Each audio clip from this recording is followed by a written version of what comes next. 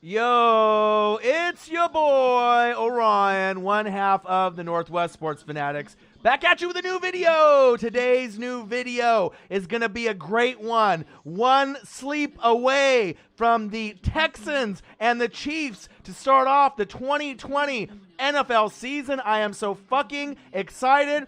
Come in the room and join your boy. I got an NFL preview of the Houston Texans and the Kansas City Chiefs. Chiefs Kingdom stand up. I'm going to go over my divisional winners and wild card in the AFC and the NFC. Some of y'all might agree with me. Some of y'all will think I'm crazy, but I don't give a fuck because I got to let you know right down the middle on what it is. And I'm going to be doing my very first NFL Power Rankings top fucking 10, all right, as we're getting into the season.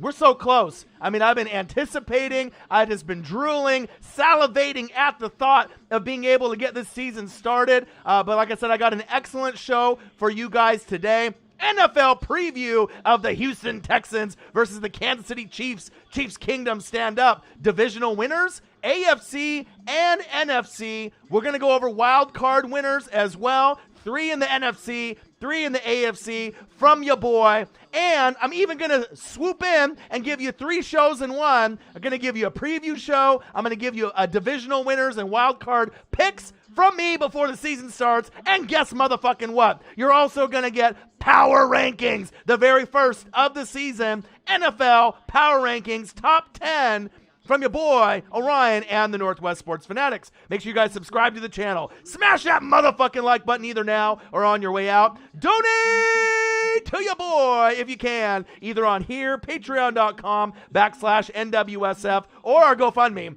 And if you're looking for merch, Northwest Sports Fanatic merch, link is below every video on the YouTube page. You can follow us on Facebook, YouTube, Twitter, Instagram at NW Sports Fanatics. So let me go through the room and just say hello to everyone. We had our fantasy football draft yesterday, and I could have did what everyone else does. You know, if you have the number 1 pick or number 2 pick, you know, everyone goes for Run CMC. Everyone's going to go for Christian McCaffrey. They're going to go for Zeke Elliott. They're going to go for Saquon Barkley. But this year is different. It's coronavirus. You know, we have a lot of craziness. And speaking of craziness, Oregon, where I'm at right now, representing the 503, we're on fire right now. If I go look out the window right now, the sky is red, ash is falling, the whole state is on fire. So first it was coronavirus, then it was all this racism shit that was going on. Now my hometown state of Oregon,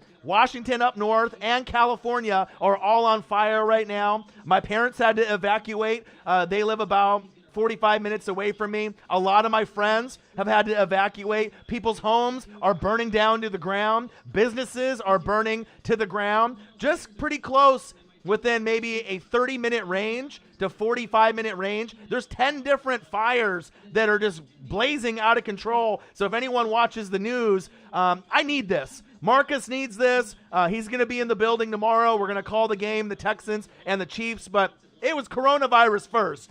Then with all the racism bullshit, that just needs to stop and needs to end. Now my state is on fire. It's really tough. But you know what? Your boy has still been grinding. You know, I've been putting the text on the thumbnails. I got the green screen looking nice. All right, we got a scoreboard for this season. So this is going to be our best season yet. So if anything that you guys can do for me, send me a prayer. Send me a prayer for, you know, me, my family, you know, our hometown state here, because it's getting really crazy. Hopefully nothing happens to the equipment, you know, to me, my family. It is kind of a scary time, but I bullshit you not. You look into the sky, and it's just clouds of just gray, red. It looks like Mars out here. It's just so weird. It's almost like Armageddon or end of the world. But, you know, with that all being said, I'm still in great spirits. Obviously, fantasy football draft was yesterday. I had the number 1 pick, if you guys didn't check it. And I still didn't go for the traditional. I didn't go for the norm. I built my team different.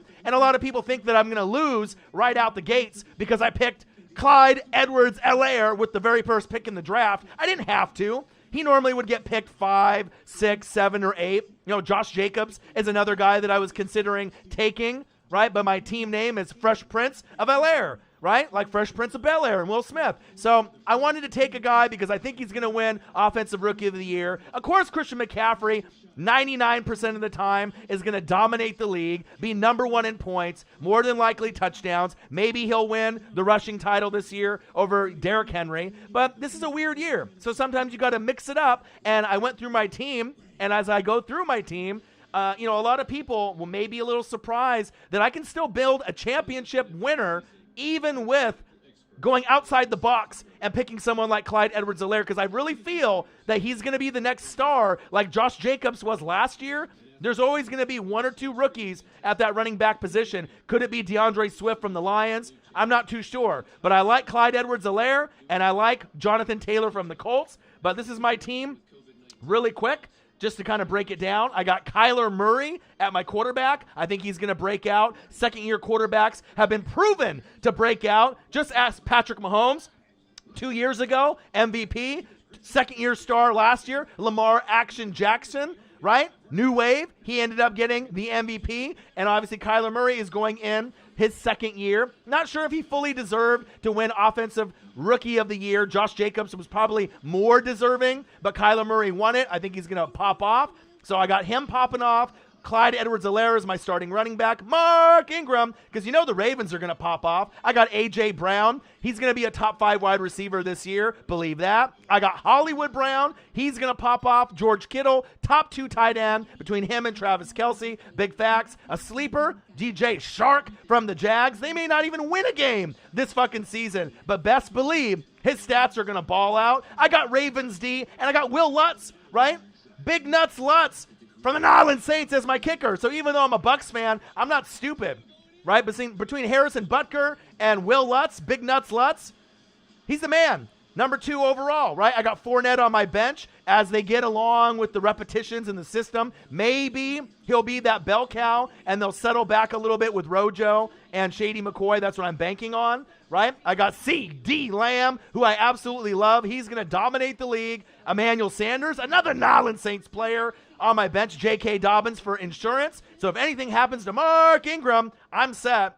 I got Tampa Bay defense to back up my Ravens defense and Ryan Tannehill as my backup. And then I still have nice pieces that I'll be able to go through as the season goes along. So I'm excited. So let me go through the kind of people in the room before I go into this fantastic action-packed show. NFL preview, Texans versus Chiefs. Divisional winners, power rankings, 3 shows in one. Make sure you guys smash that like button right fucking now. I see there's 4 people that have smashed the like button. There's 14 of y'all in the room right now. Do your boy a solid. My state's on fire. Show some love. Smash that like button. 14 people in the room. This is going to be entertaining. You're going to have fun. And like I said, you're going to learn something new. So smash that like button for your boy. I know sometimes you guys do it in the middle or at the end of the show, but I don't ask a whole lot here. All right. NFL preview, Texans versus Chiefs.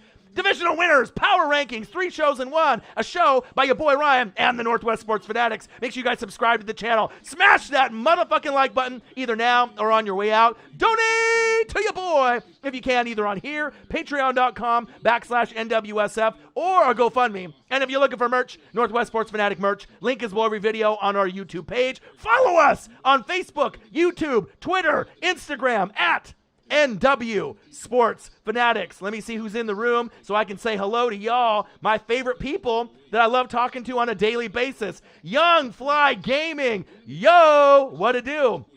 Captain Hector Barbosa. What's good, my guy? Derwin James with the injury. Really tough. But I still anticipate Herbert playing at some point this season. I still like your defense. I like Austin Eckler. I like Keenan Allen. I still like the pieces that you got. Getting Bulaga, obviously in free agency in the offseason, huge. So we'll see what happens. I hope you're having a great day, Captain. Young Fly Gaming said, what up, Orion? I'm good. Tony motherfucking Grady Raiders. And we're not talking from Oakland. We're talking Vegas, baby. How are you? This is the first time that you're seeing the new look. The hard work, the effort, the grind, the blood, the sweat, the fucking tears, the thumbnails with the text. Now you're seeing the green screen being fully utilized for the background. It's going to be a fantastic season. My guy, how are you? I missed you, brother. I love you. How are you doing? I can't wait to do some Raiders games this season.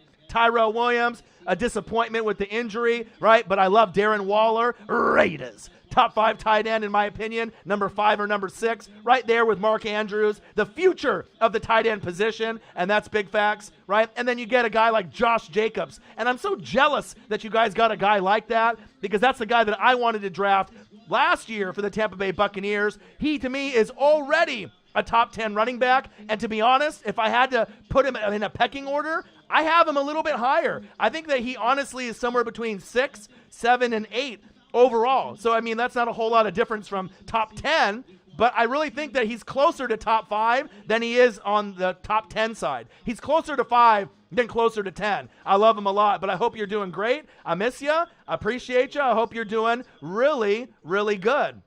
And I'll get caught up to everybody here in the room. Let's see. Nola in the building. He said, I just dropped a song, bro. What's new? You're always grinding, my guy. I appreciate you. I love you. Keep doing your thing, my G. Tyrod Taylor going to win MVP Super Bowl. Chargers take the division. Bosa, Defensive Player of the Year. Sarcasm. Right. If everyone was healthy and Derwin James was there, I honestly felt that he could be in the running for top 5 Defensive Player of the Year at the safety position with Jamal Adams. That's really hard to do. It's really hard to be like a Troy Polamalu, Bob Sanders, just a G through and through, right? But I think Derwin James and Jamal Adams, to me, are 2 of the top, 4 safeties in the league. And I'm praying for a fast recovery. I hope he's great. And like I said, it's just unfortunate that he had to have the surgery. But it is what it is. Hopefully he'll get a little bit better as we, go along with this season, and he rehabs and recoups, and he has a fresh 2021. I can't wait for him. He's one of my favorite players all time already. And I'm a big safety guy. Linebacker first. My second favorite position besides O-line like Quentin Nelson is safety. And you best believe I love Derwin James. So prayers up for him. Ruiz, LA Rams, what it do, baby? Ruiz just got a job working for the Los Angeles Rams, being able to do some cleanup and doing some kind of management with cleanup and mingling with the players, working at the stadium, concessions, cleaning, all that. Congratulations, my guy. Not only am I proud to have you as one of the big guys with the wrench, right? Obviously holding it down as a moderator, but you're getting to spend time with your team, my guy. You're getting to spend time with your team. What an amazing thing to be able to happen to you. I love it. I appreciate you. And like I said, Ruiz is one of the 5 moderators that we have on the channel now with Nola and a few others. He said, what to do? He's dropped a like, fellas. What up, Ryan? Lenny D. Fly, Eagles, fly. Speaking of another moderator, speaking of another one of my favorites on the channel, Eagles all day, all night. Appreciate you. Love you. Keep doing your thing on your channel. Lenny D, what's poppin'? Like I said, this is going to be an amazing show. We're getting so close to the weekend. I just found out that locally here that the Saints, Nolan Saints, and the Tampa Bay Buccaneers, even though I live in Oregon, normally they would choose the 49ers on the slate. But as of today, as long as they don't change it, I believe Troy Aikman and Joe Buck are going to call the game. And I believe, as long as they don't change it, I'm going to get it locally on my TV. So you know what that means. I'm going to live stream. Hopefully with Marcus will come through, not only for Bucks and Saints, but for Rams and Cowboys, a doubleheader on Sunday. I'm super excited because I thought I was going to have to go to a friend's house, maybe go to some other questionable website to be able to stream the football game. I'm glad I don't have to do that because a lot of those have viruses and other shit on them. But I'm super excited. So Buck Saints, it's on. I'm going to be doing the live stream. It's going to be popping, my guys. Let's see here. Nola, he knows the routine. Go sub to my man's page and his page right now. Bro, check out my music on YouTube. Since you're a moderator, you can plug yourself, but you need to be plugging me, my guy. You're a moderator, my guy. Everyone is going to be able to know who you are. You got to plug me. You're the moderator. All right? You got to support me in the channel. But I always shout out my boy Young Nola on the reel. He's one of the hardest working YouTubers out here. Even though he doesn't necessarily do YouTube, he's more of a SoundCloud guy. Check him out. Go to his page, SoundCloud, official Young Nola. He's the man. Nolan Saints in the building. What it do? Dylan W26 in the building. What it do?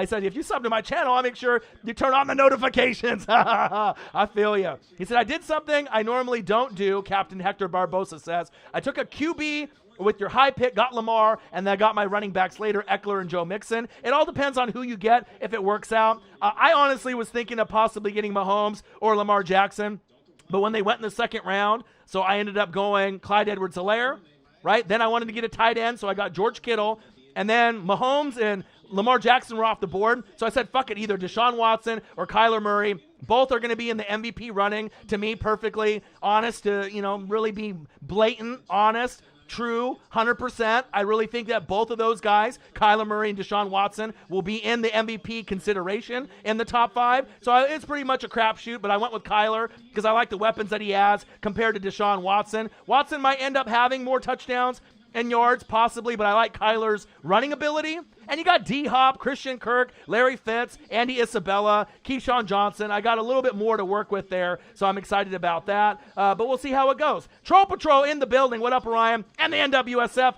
Fly, Eagles, fly. The fires are caused by quake started by direct energy wave. Facts. Stay safe, bro.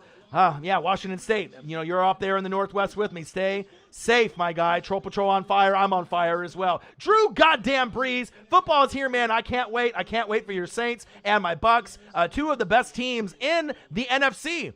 Period. You want to argue with me about that? Go ahead. But the Saints and the Bucks are 2 of the best teams, not only in the NFC, but in the whole entire NFL. And that's facts. And, even if I wasn't a Bucks fan, it's clear to see. Even if I wasn't a Saints fan as far as some of their players, DeMario Davis, a.k.a. the Glue, Cameron Jordan, Lattimore, AK-41, Alvin Kamara, right? Michael Thomas, can't guard Mike. You can't guard him. You only hope to contain him. Drew motherfucking Brees and the rest. Even Emmanuel Sanders. I love him. I got him on fantasy on my bench. So I know. And even Will Lutz, the kicker, big nuts. Will Lutz is the man. I love him as well. So it's going to be an amazing season, a lot of rivalries. And it's nice because now you get to see the full energy, the full passion, when my team actually is going to be a good football team, respectable. It's going to be a lot of fun. I love you, Saints fans. True and true, all of you.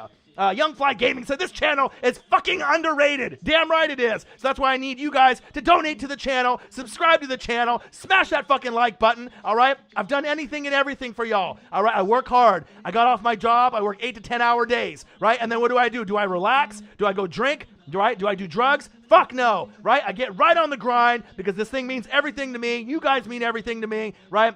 Thumbnails, right? Get the text on them. Get the background. Get the green screen. Year 4 for the Northwest Sports Fanatics is going to be big. We're going to break 20,000 subscribers. And who knows, with your help, maybe we can get to 25, 30,000 subscribers by the time the end of the football season. I'm hoping so, especially with the new look. People are loving it, and we're getting a really great response. I love you guys, and I appreciate you guys very much. Stop giving out nicknames and slogans, Orion. Madden is watching. They steal.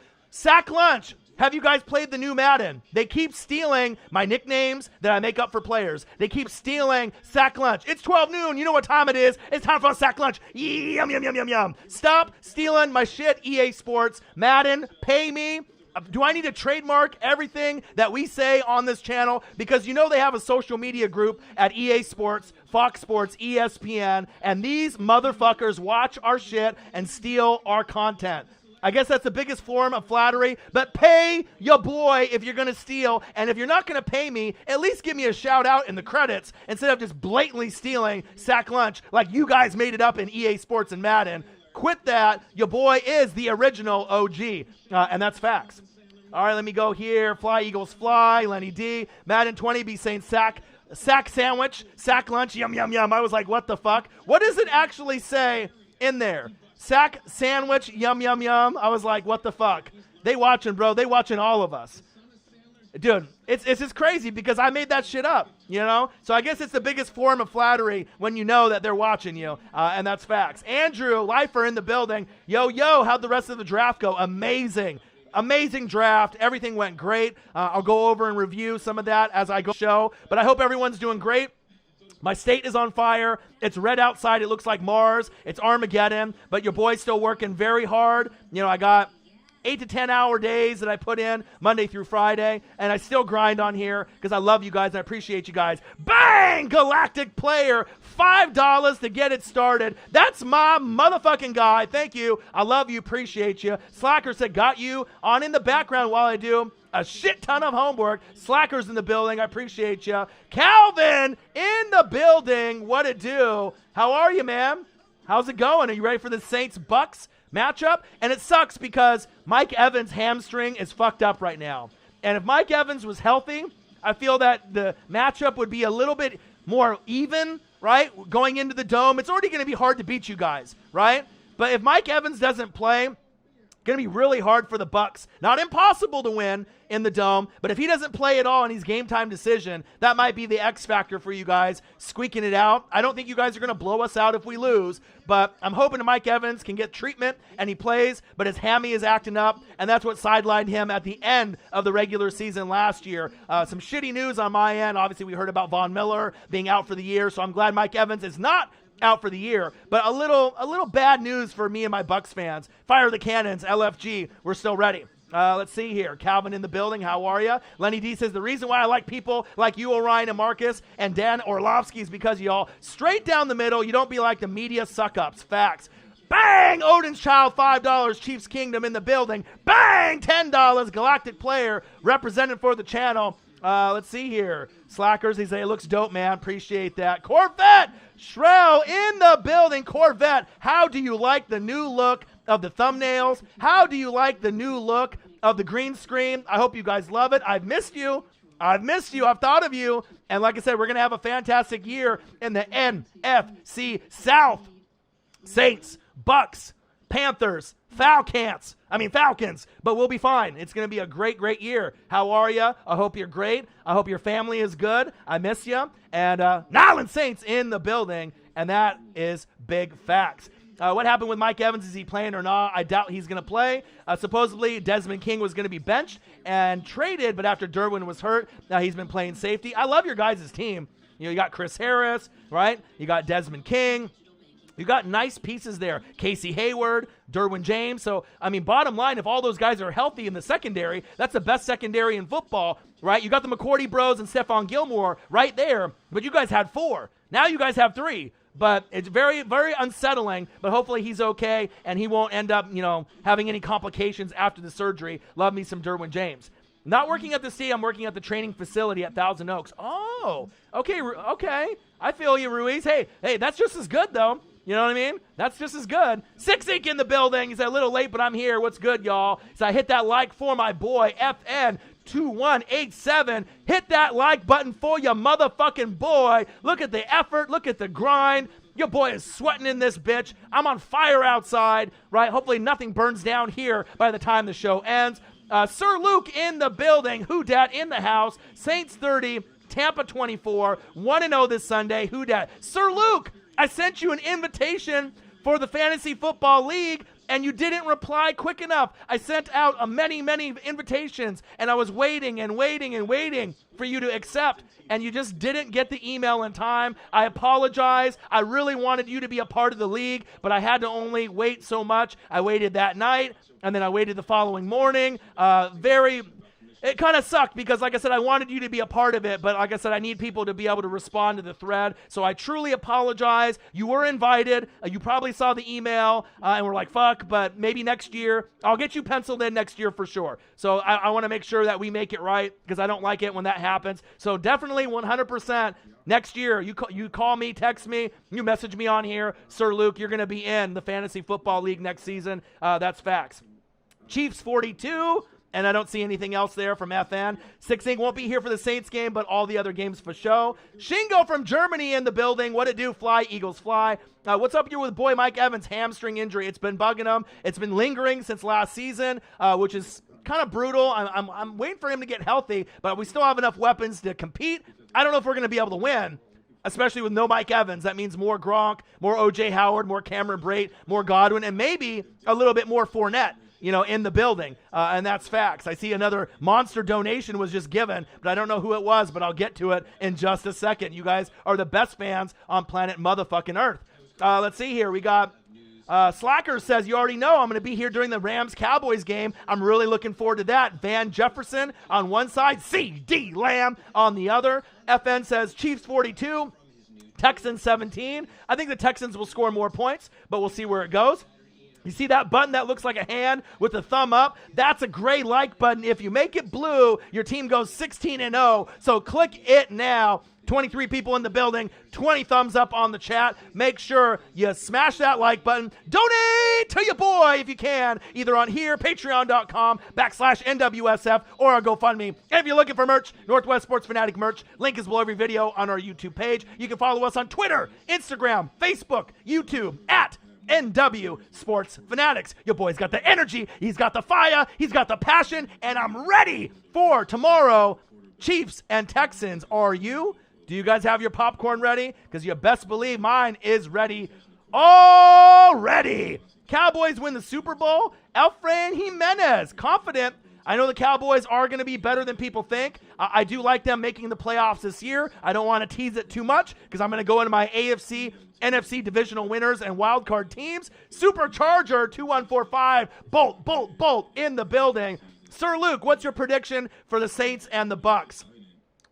That's a good question, because if Mike Evans plays, that could be the difference between me winning the game or losing the game. But at this point right now, calling it right down the middle and not being biased, like a lot of people have a problem with being biased, if Mike Evans doesn't play, or even if he does play, I want to believe that the Bucs are going to hang in there and win the game. Right? But obviously with the Saints, Nyland Saints, they got the chemistry, right? They've been together longer. They got Taysom Hill there.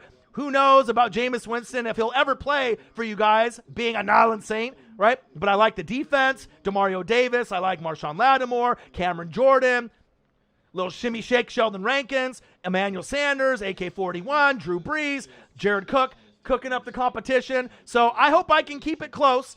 I hope it ends up being a good game. But if Mike Evans doesn't play, maybe 38-28, 38-21 Saints, and I know a lot of Bucs fans would not be able to say that. I know a lot of football fans wouldn't be able to, but that's why I got the best fans on planet Earth, because I call it right down the middle. You know what I mean? I'm not going to be one of these guys that just talks out of their ass, or one of these guys that's just going to be a media guy that's going to say this and say that. But it's going to be tough to win that game. I think it's going to be within 10 points or so, 38-28, 38-21, 38-31, somewhere in there. It should be whoever wins the game is going to win probably between 7 and 11 points. I'm hoping it's my Tampa Bay Buccaneers, but if Mike Evans doesn't play, the chances of the Bucs winning that game went from 50-50 to probably 75-25 favoring the Saints. And that's just me being real, and that's why you guys like it here, right? I call it right down the middle. Even if it's against my team, I call it right down the middle. Saints are very talented. They are a Super Bowl contender. They are one of the best teams in the NFC. And I'm a Bucs fan saying that, right? And you know how hardcore I am, so it doesn't hurt me to say it. It's the truth. Facts are facts. When someone's great, you got to let them know and not be a hater. Bottom line. So that's what I feel. 38-31, 38-28. More than likely, the Saints are going to get the dub in the Dome. Efrain Jimenez says Cowboys. Trey Holiday, who dat?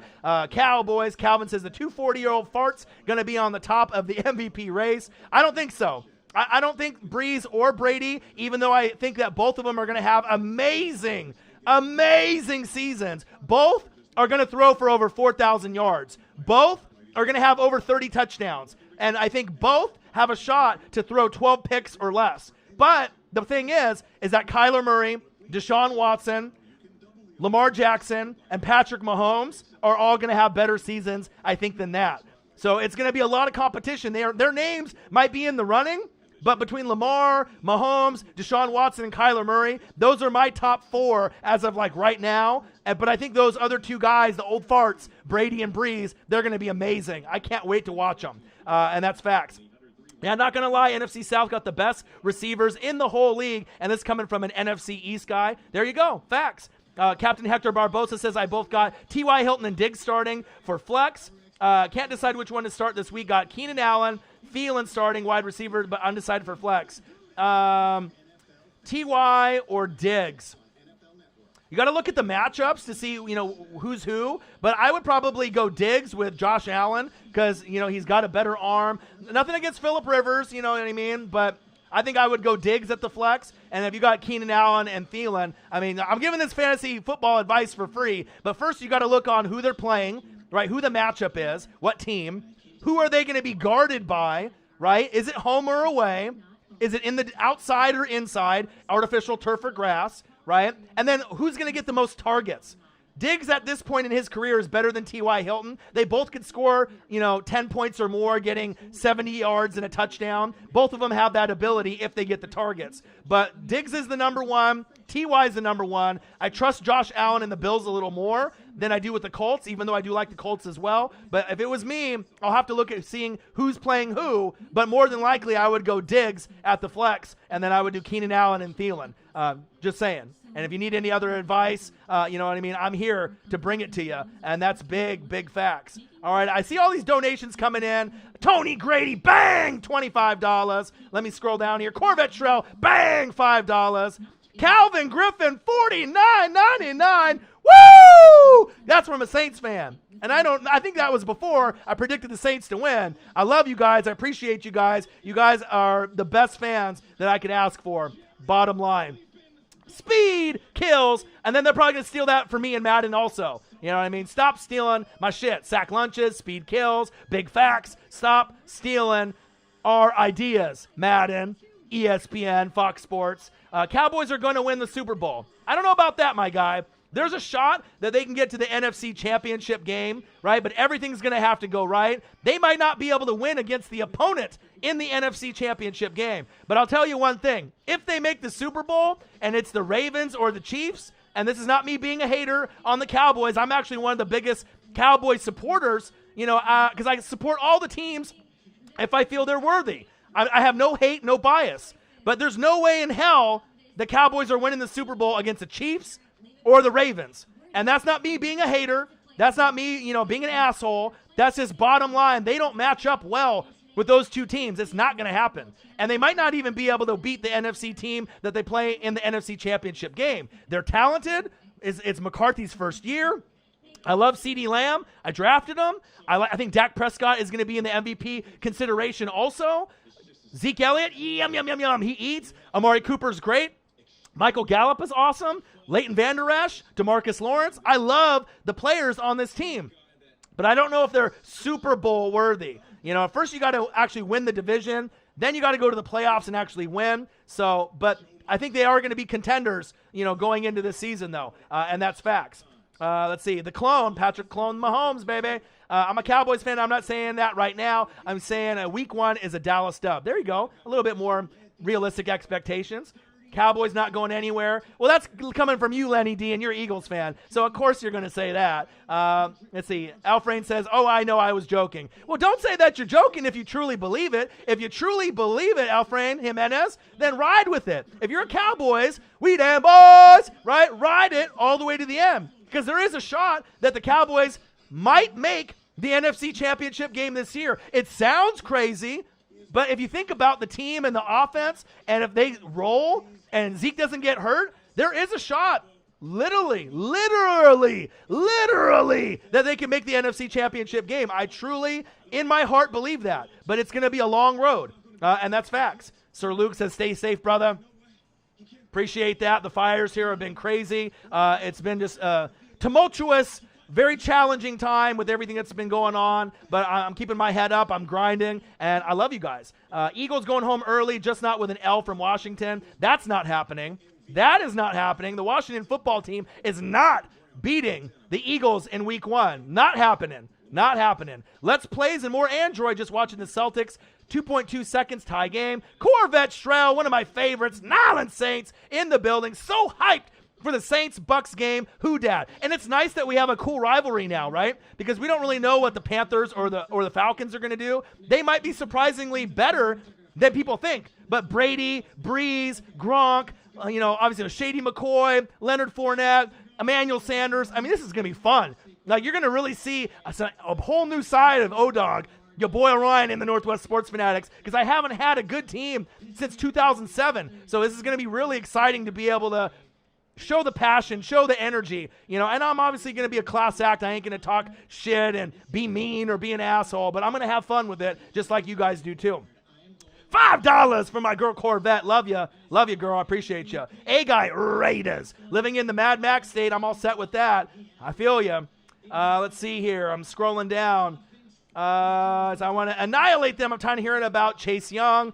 Yeah, I hear that. Madden 20. Bit Orion sack lunch. Yum, yum, yum. You should apply for EA, giving them ideas and names and quotes. You guys can tag them, on their website, either on Twitter or on social media, and you can let them know. Do your boy a solid. Your boy's working hard, 10 hours, a day on my full-time job and doing this. If you want to help your boy out, reach out to Madden. Let them know that the Northwest Sports Fanatics YouTube channel is the best, and stop stealing the material. You know what I mean? They obviously watch the channel. They watch the reaction videos. They watch the live streams. They know. They know. They wouldn't have been able to come up with those type of things on their own. They know. They look to see what's urban, right? What's hot on the streets, right? And no one's going to come up with more entertaining, obviously nicknames and catchphrases than us right here. And that's facts. Bang! Calvin Griffin, Calvin 14, $49.99 for a guy that's one of the biggest Saints fans. Big Bama fan. Normally donates $1, $2, $5. Thank you so much, brother. $50?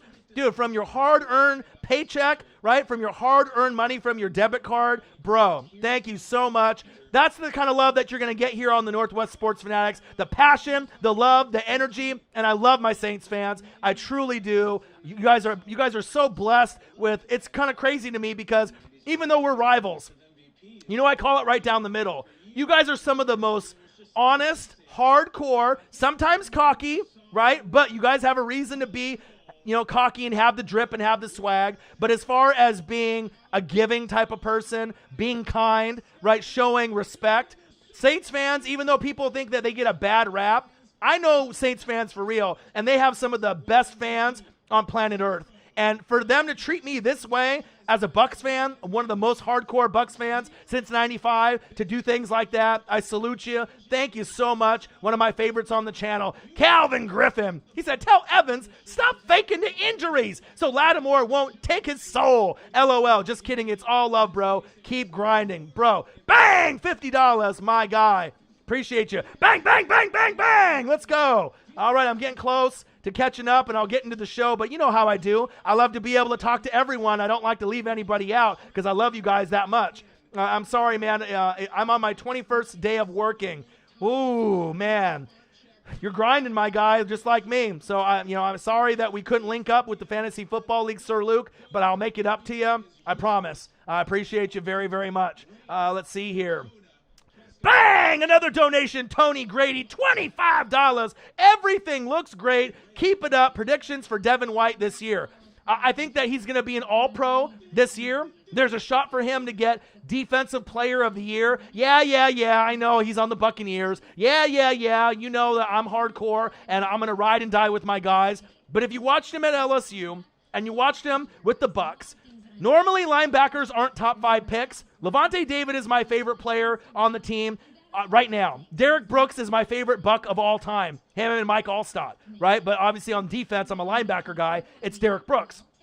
Devin White is almost like a second coming of Derek Brooks to me, and I think he's going to be one of those guys that's going to be a well-known name moving forward after this season where you say Luke Kuechly, Bobby Wagner, Devin White. And I really think there's a shot that he can win Defensive Player of the Year. It's going to be tough. It's going to be hard. If he were to win the award, we're going to have to win 11, 12, 13 games. We're going to have to dominate on both sides of the ball. But he's a really special player. But if he doesn't win Defensive Player of the Year, he'll be top 5 in the running. And I really think that he will be all-pro, just like one of my favorite linebackers in the business, DeMario, a.k.a. Davis, a.k.a. the Glue, who was the best linebacker in football last season out of anybody, even over Bobby Wagner. To me, it was DeMario Davis, and that's facts. If you watch football and you're not biased, you can definitely see how great DeMario Davis really is. He gets slept on day in and day out. It makes me sick. Stop sleeping on Saints players. Stop sleeping on Bucs players. Stop sleeping on the NFC South. We are for real. And you could argue, even though the NFC West looks like it's deeper, right, with the Rams and the Cardinals and the Seahawks, right, and obviously the San Francisco 49ers, I get it. But people don't really realize how good possibly the Falcons and the Panthers are going to be this season. And we might actually have, top to bottom, I don't want to say the best in the NFC, but we're going to definitely give the NFC West a run for their money. I do believe that the Falcons, depending on injuries, And I think with Teddy Two Gloves, Teddy Bridgewater, and Run CMC, the Panthers could be a little bit better, sneaky good, and beat some teams that are favored to beat the Panthers and Falcons, and they might punch you in the mouth, and then you might end up getting a dub. I really feel that way, and that's facts. Let's see here. All the donations. You guys are fucking the best. Let me keep going here. I'm almost caught up to all you guys. Diggs is playing the Jets. Yes, Hector. Captain Hector Barbosa. Diggs in the fantasy lineup as the flex. Absolutely. The Jets can't guard anybody. The Jets can't even catch a cold, right? The Jets can't catch anything. They're horrible. So definitely put him there. Let's see here. Van Jefferson is too really like him. I love Van Jefferson. I love him, and I love myself some C.D. Lamb. Corn Pop in the building. Shout out my girlfriend, Annie Gurr. Happy birthday, girl. Corn Pop, Annie Gurr in the building. What to do? This is the best channel on YouTube. Look at your boy. $115 in donations. Haven't even been on the show for even an hour yet. Only 40 minutes in, and I haven't even gotten into my show yet. That is love. Dedication, passion, energy. You guys have it, and you know your boy does too. Love you guys, and I appreciate you guys. Let's see here. I got Fournette on my bench. I do too. Let's see here. Madden's going to bite. Move the chains. Oh, and they probably will use my voice in it as well. They always be stealing my shit. Always, always. Just listening to Orion got me winded. Your boy's got the energy. I got the fire, and I'm never going to stop. And imagine me being so high energy for 9 hours straight. No one on planet motherfucking Earth has got the energy and the passion like your boy, Orion, and the Northwest Sports Fanatics. He said, truth. That's what I like about this channel the most, because your boy tells the truth. Marcus is going to be in the building. I talked to him today. He'll be here tomorrow for Texans and Chiefs live play-by-play and reactions. Probably will be here for Saints and Bucks after his Washington football team against the Eagles, unless they lose by like 50, and then maybe he'll get depressed and not show up. But I imagine he's going to show up for Bucks and Saints. I can either do it by myself, but with him would be even better. And then I'll be here for Rams and the Dallas Cowboys. We damn boys for Sunday Night Football. So he'll be in the building for sure. Cowboys were held back by Garrett for so long. Apparently, it wasn't Jerry keeping him around. It was Steven begging Daddy to keep Jason around for some reports that I have heard. He's just playing the strings. But you know what? I think they're definitely better off without him. I like the Cowboys making the playoffs this season. I really do. I think that they're going to be a new team. But the main thing is I love C.D. Lamb. C.D. Lamb, to me, could be just as good as Amari Cooper or Michael Gallup, if not better. That's how much confidence I have in C.D. Lamb being one of the next superstars. You got Jerry Jeudy, who reminds me of Marvin Harrison, all right, on the Broncos, right? You got Ruggs, right, from the Raiders, who's like Tyreek the Freak Hill 2.0, right? But with C.D. Lamb, it's kind of like a Devontae Adams-ish kind of player to me. You're not going to be able to really contain this guy once they get him in the playbook and in the scheme of things. I mean, to me, he's a number one wide receiver. I would rather throw to C.D. Lamb than Amari Cooper and Michael Gallup. No disrespect to those two, because those two are good wide receivers, right? Those two guys are good, all right? But I think C.D. Lamb has a chance to be great. And that could be the big difference with that, obviously, passing attack that could be number one this season as far as offense, the Dallas Cowboys. We damn boys is going to be a good football team this year. Secondary questionable. No Byron Jones. Who? Not Byron Jones. He's gone, right? So they're going to be definitely hurting there. No Earl Thomas III signed yet, which is mind-boggling. They need him, right? The Chargers need him too. Right? But I guess they're just going to keep waiting and waiting. So I guess if you got a bad attitude, sometimes, the door won't be knocking, if you need a job. Corvette Trail, bang, $6. Yes, I can't wait for your live during the game. I will be in the building. I can't wait to be able to see you in there. I love you, girl. Juan Gotti says, talking sports. Man, I miss Marcus. That's all you say, Juan. Why don't you say, you're doing a great job, Orion. I love the way that the channel looks, Orion. You've been grinding your ass off, Orion. Every comment that you say, man, I miss Marcus. Everyone misses Marcus. But you wonder why I'm not going to say your comments every single time, because that's all you say. You got no love for your boy?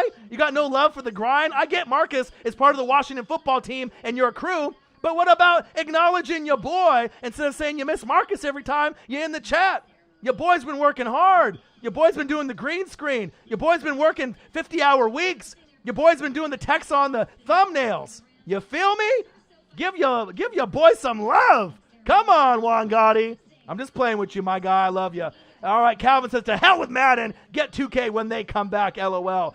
Efrain Jimenez says, Saints are trash, though. Whoa, whoa, whoa, whoa, whoa, whoa, whoa, Efrain Jimenez. The Saints are not trash, and I'm a Bucs fan. Let's be real. If there was two teams that were in the end, and it was the Cowboys and the Saints, do you really think you're going to beat the Saints in the NFC Championship game?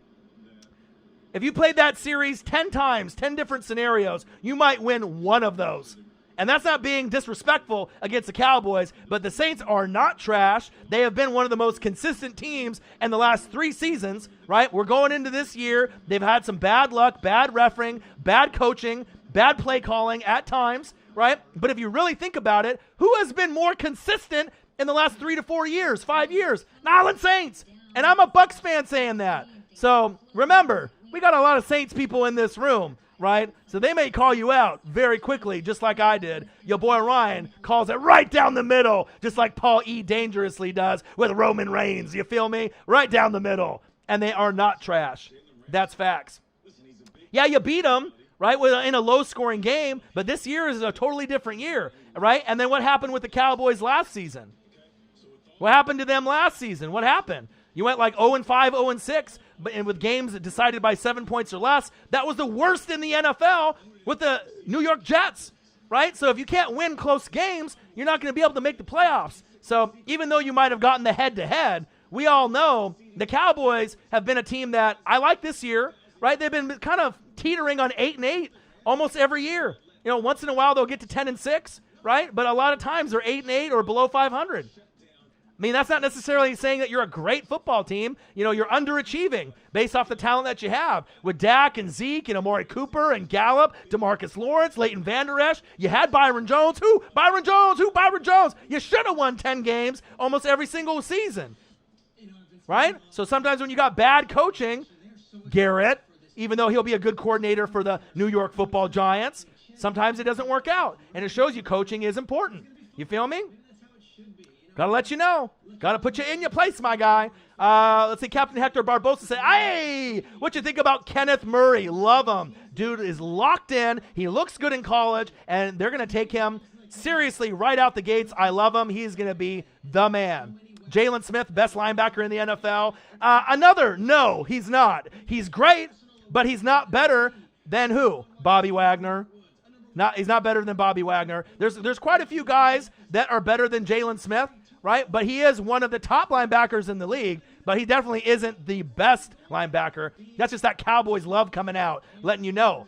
All right, Calvin says, Lattimore trying to get that Ramsey money. He be snatching bodies this year. Speaking of Ramsey, thank God he got that money. He deserves it. Bobby Wagner is the best linebacker in the game. That's facts. I believe that. But I think Devin White is going to be coming for that job sooner than later. He might not be recognized, as the best, but I think he'll be in that top 3 consideration, especially with all the progression in his game. He can get sack lunches. Yum, yum, yum, yum, yum. He can get picks. He can get fumbles for touchdowns. He can get tip passes. He's great in coverage. He can play man-to-man. He can play zone. I love me some Devin White. And I love Levante David, another guy that's underrated as well.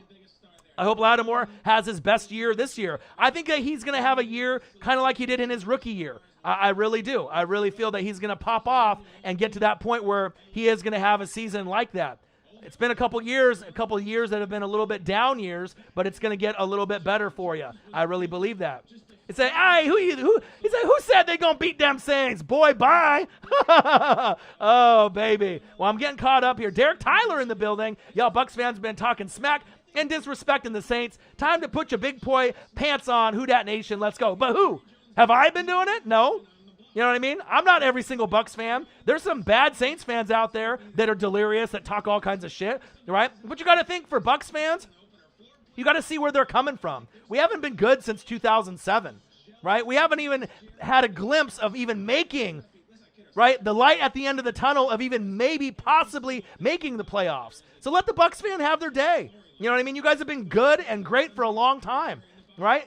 Let the Bucs fans get excited for once. It's been a long time for us to be excited about anything, right? And think about if the Saints didn't make the playoffs since 2007. How would you feel? How would you feel being as hardcore as you are for the New Orleans Saints, and imagine them not making the playoffs since 2007? Could you stomach that? A lot of people can't. You know what I mean? I'm not saying that you would give up watching, but it's tough. It's definitely tough. But you got to keep it true, love your team, and we'll see what happens. You know what I mean? I call it right down the middle, and that's facts. Let's see here. CD, Rookie of the Year. There's a possibility there. Let's see here. Saints fan here, number 1 team. I hate the Falcons. Number 2, Cowgirls. 3, fake gold Niners. Oh, baby. So I'm finally caught up. Thank you guys for all the wonderful donations. And like I can finally get into the show. 50 minutes in, I can finally get into the motherfucking show. And then look, my number 1 moderator in the business, a Saints fan. So if I'm such a Saints hater, how come 2 of my 5 moderators are Saints hardcore fans? How come the Saints fans donate to your boy? I haven't seen any donations from you, Derek. So you're the only one that has this hate in your heart for the Bucs fans. I haven't seen no donations from you, my guy, but plenty of Saints fans donate to me because they know I call it right down the middle. And if Mike Evans ends up being injured, guess what? The Saints are going to win week 1, 38-28 or 38-21, 38-31 or 38-28. Now, if Mike Evans and the hamstring are good, right, maybe we can squeak out a win, but it's definitely going to be tough. So let's go into the show here real quick. NFL preview, Texans versus Chiefs. Divisional winners, AFC, NFC. You're going to hear it from me, and you know my opinion fucking counts. Power rankings top 10. Your boy's going to give you 3 shows in motherfucking 1. Make sure you guys subscribe to the channel. Smash that motherfucking like button either now or on your way out. Donate to your boy if you can, either on here, patreon.com/NWSF, or on GoFundMe. And if you're looking for merch, Northwest Sports Fanatic merch, link is below every video on our YouTube page. You can follow us on Facebook,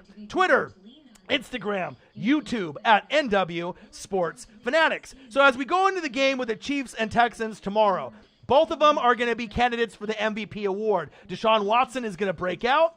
Kyler Murray is going to break out for a second-year quarterback as well. Danny Dimes, I assume, will have a good season in his second year too. But with the Chiefs and the firepower, Clyde Edwards-Helaire, LSU running back, you know, I picked him number 1 in the fantasy football draft. I didn't have to, but sometimes you got to go outside the box. I think that the Chiefs more than likely are going to repeat and go back to back, and they're going to run it back. They're just on a different level than any other team. They remind me of the Golden State Warriors, where you thought before KD, when it was Draymond, Steph Curry, and Clay, or after KD, when they had the Big Four. The only team that could have beaten the Warriors was the Warriors when they got hurt.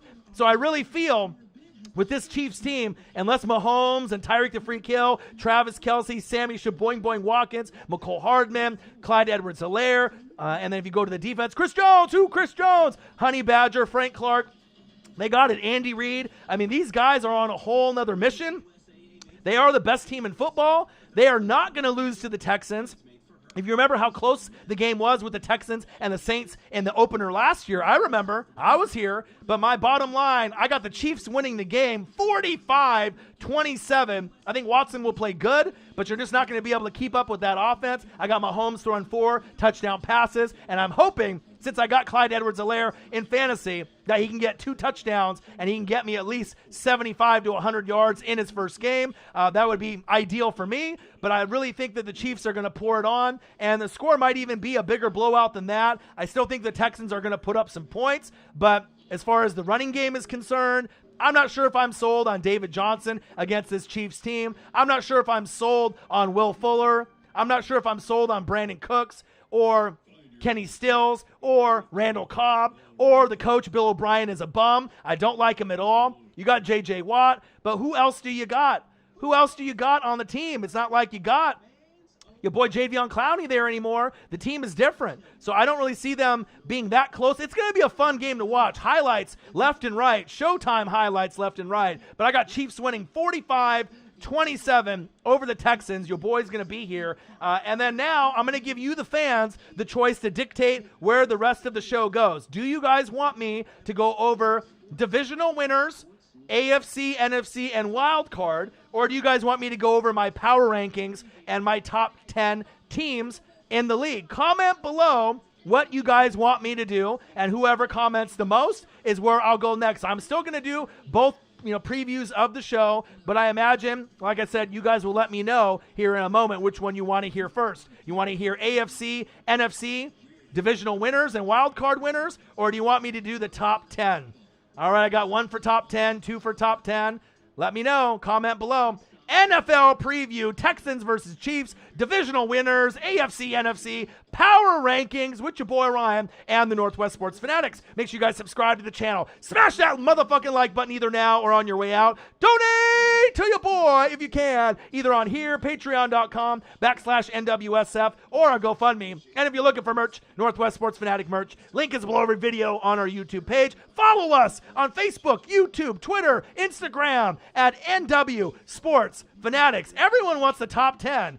Everyone wants the top 10, huh? All right, here we go.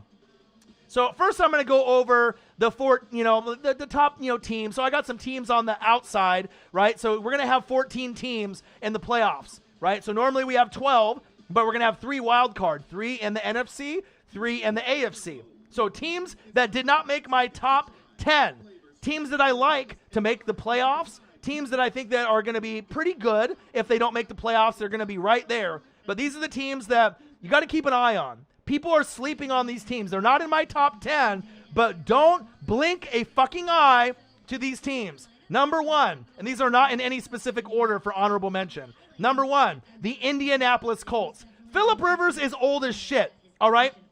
We talk about Drew Brees and Tom Brady being grandpas and as being old as hell. Phillip Rivers is almost, I don't want to say he's got the noodle arm at this point, right? He has a lot of interceptions, just like Jameis Winston did, but his O-line was really bad last season. You go from one of the worst O-lines to one of the best O-lines, and you're going to be getting protection from the best O-lineman in the game. Who is? Who is the best O-lineman in the game?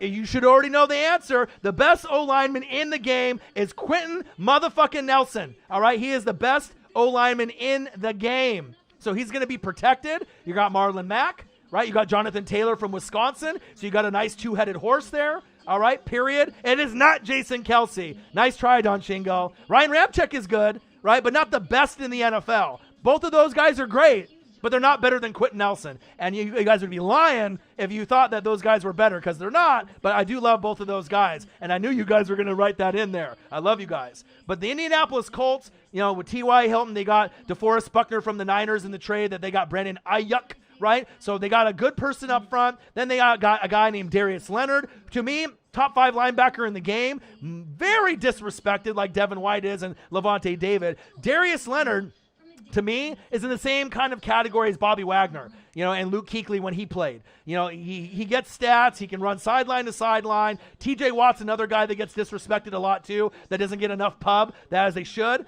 And then they got Malik Hooker on the back end. Look for the Colts to make some noise. I'm not saying that they're going to win the AFC South, but I do think that they're going to make the playoffs this season. Believe that. Next up, the New England Patriots. I don't got them in my top 10, but as long as you got Bill Belichick and Josh McDaniels, you got a shot. You had a lot of guys opt out on the defense, like Hightower and Chung, so it concerns me a lot, but you still got Stephon Gilmore. You still got the McCourty bros. You got the best secondary in football, right? You got Sony Michel. You got James White. You still have Julian Edelman. I'm not a big Cam Newton guy. I'm not a big super Cam guy, right? But with this scheme and the way that Bill Belichick and Josh McDaniels is going to work, with other teams getting banged up, right? With the Denver Broncos and Von Miller, right? And some of these other teams getting hurt at the worst possible time before the season starts, I could definitely see the Pats sneaking in. But like I said, they're on my outside of my top 10, but I still think that they have a great chance to get to 10 wins this season. Another team, the Seattle Seahawks and the 12th man. I could have put them, 9 or 10 in the power rankings.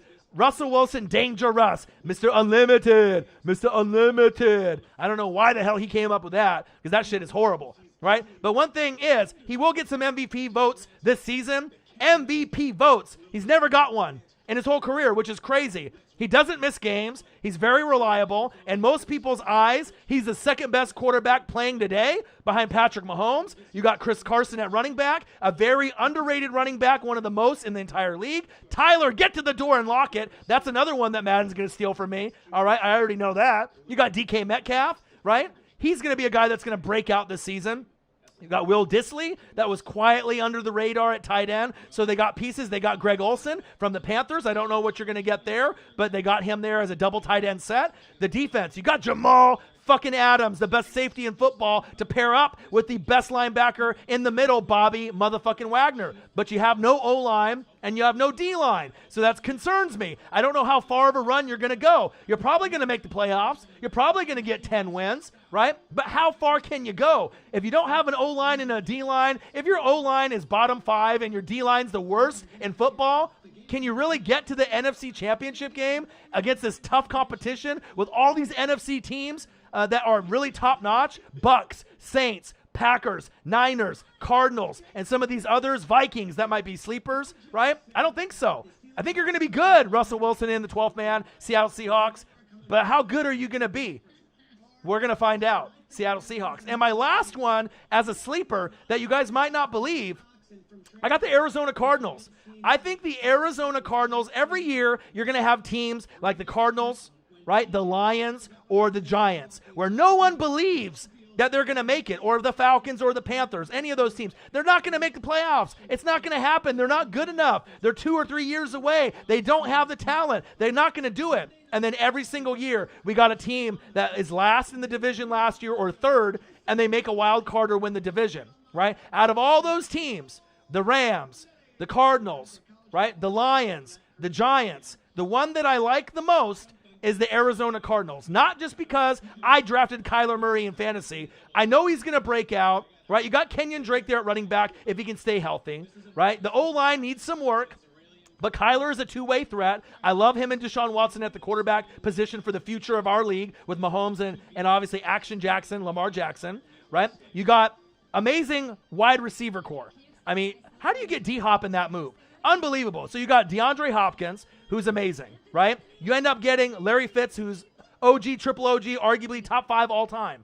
Andy Isabella, Christian Kirk, Keyshawn Johnson. So they're going to throw the ball a lot, all right? But I really do think that there is a shot that the Cardinals could sneak in with one of the wild card spots, all right?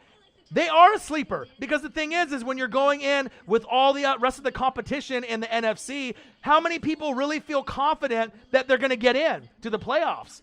Not a lot. I mean, you're going to really have to fight and scrap. You're going to have to end up beating up on the Rams. You're going to have to beat up on the Seahawks and split with the Niners. And I don't know if a lot of people think that they're ready to do that this year. They know they're coming with D-Hop and Kyler and Kenyon Drake. And I love Isaiah Simmons. Right? I think he's great. He's going to be defensive rookie of the year. Him or Chase Young, right? Budda Baker on the back end. Patrick Peterson's an OG, triple OG, right?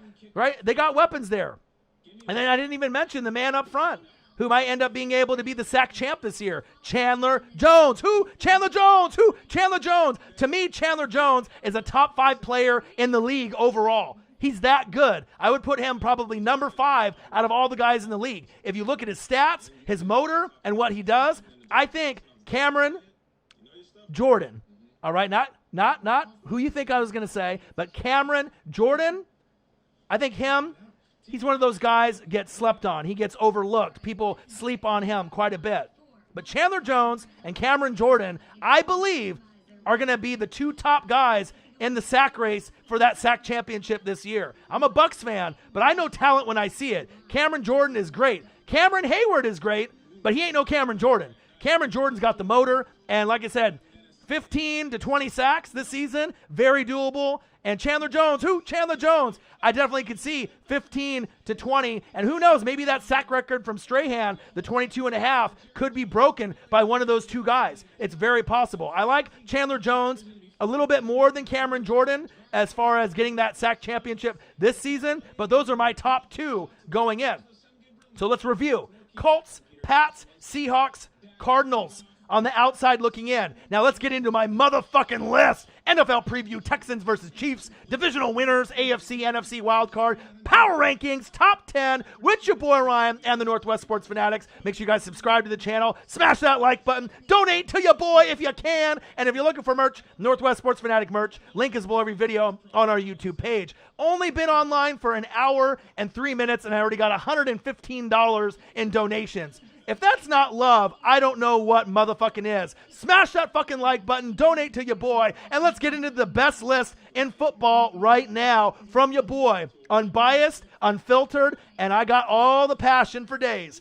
Number 10. Number 10 is a team that I feel that's going to make the playoffs. They got a brand new coach this season. They got my favorite wide receiver in the draft. I think they're going to be great. They're going to show out. It's going to be tough sledding in the division, but I really like this team and where they're headed, and they got a guy named Dak Prescott that people love to hate, but I do think that this is the year that they're going to compete with the Philadelphia Eagles, and the New York Football Giants are very, very close. It may be this year, it may be next year for the Giants for a wild card, but at number 10, I got We Damn Boys and the Dallas Cowboys. They're in my top 10. I got them going to the playoffs. I absolutely love the direction of this team. They got a good O-line. You got CeeDee Lamb added to the mix on top of Michael Gallup and Amari Cooper, but you have things that worry me also.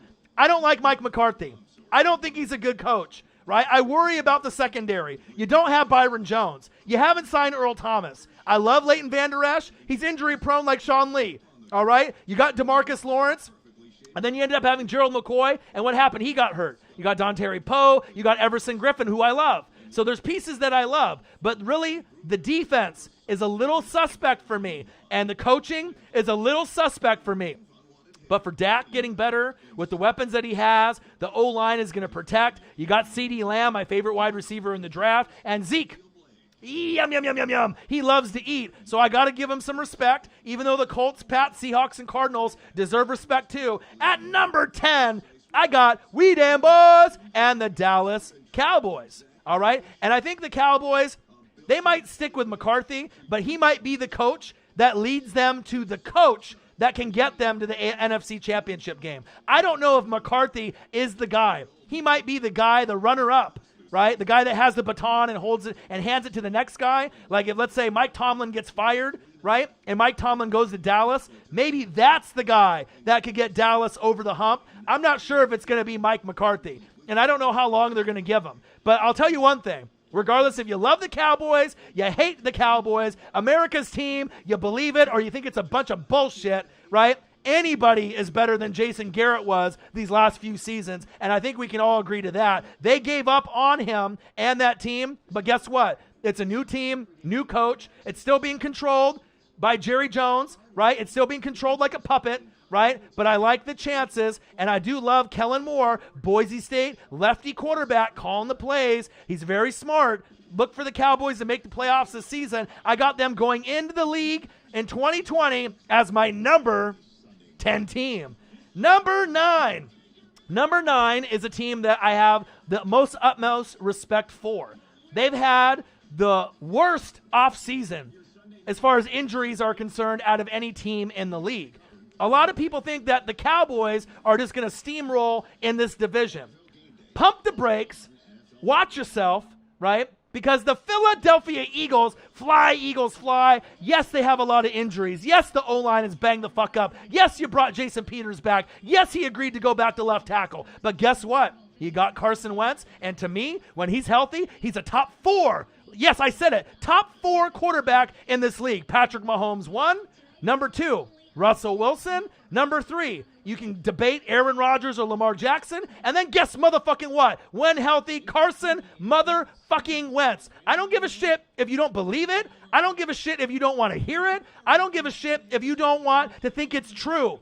The bottom line is that this is fucking facts. I'm a Bucs fan, but you got to think there's nobody on YouTube or on social media that covers all 32 teams in depth like me. People have their own channels for Buccaneers or Saints or Seahawks, but no one covers the league like your boy 4 to 6 hours every day, every team. And with the tape that I've watched and everything that I've seen with, obviously, Carson Wentz, the disrespect is shocking.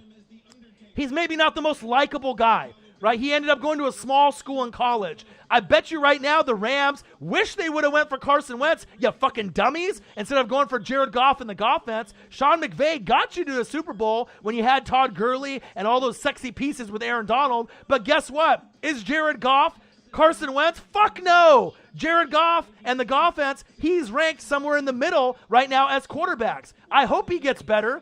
He ain't no fucking Carson Wentz. Carson Wentz is top 4. What is Jared Goff?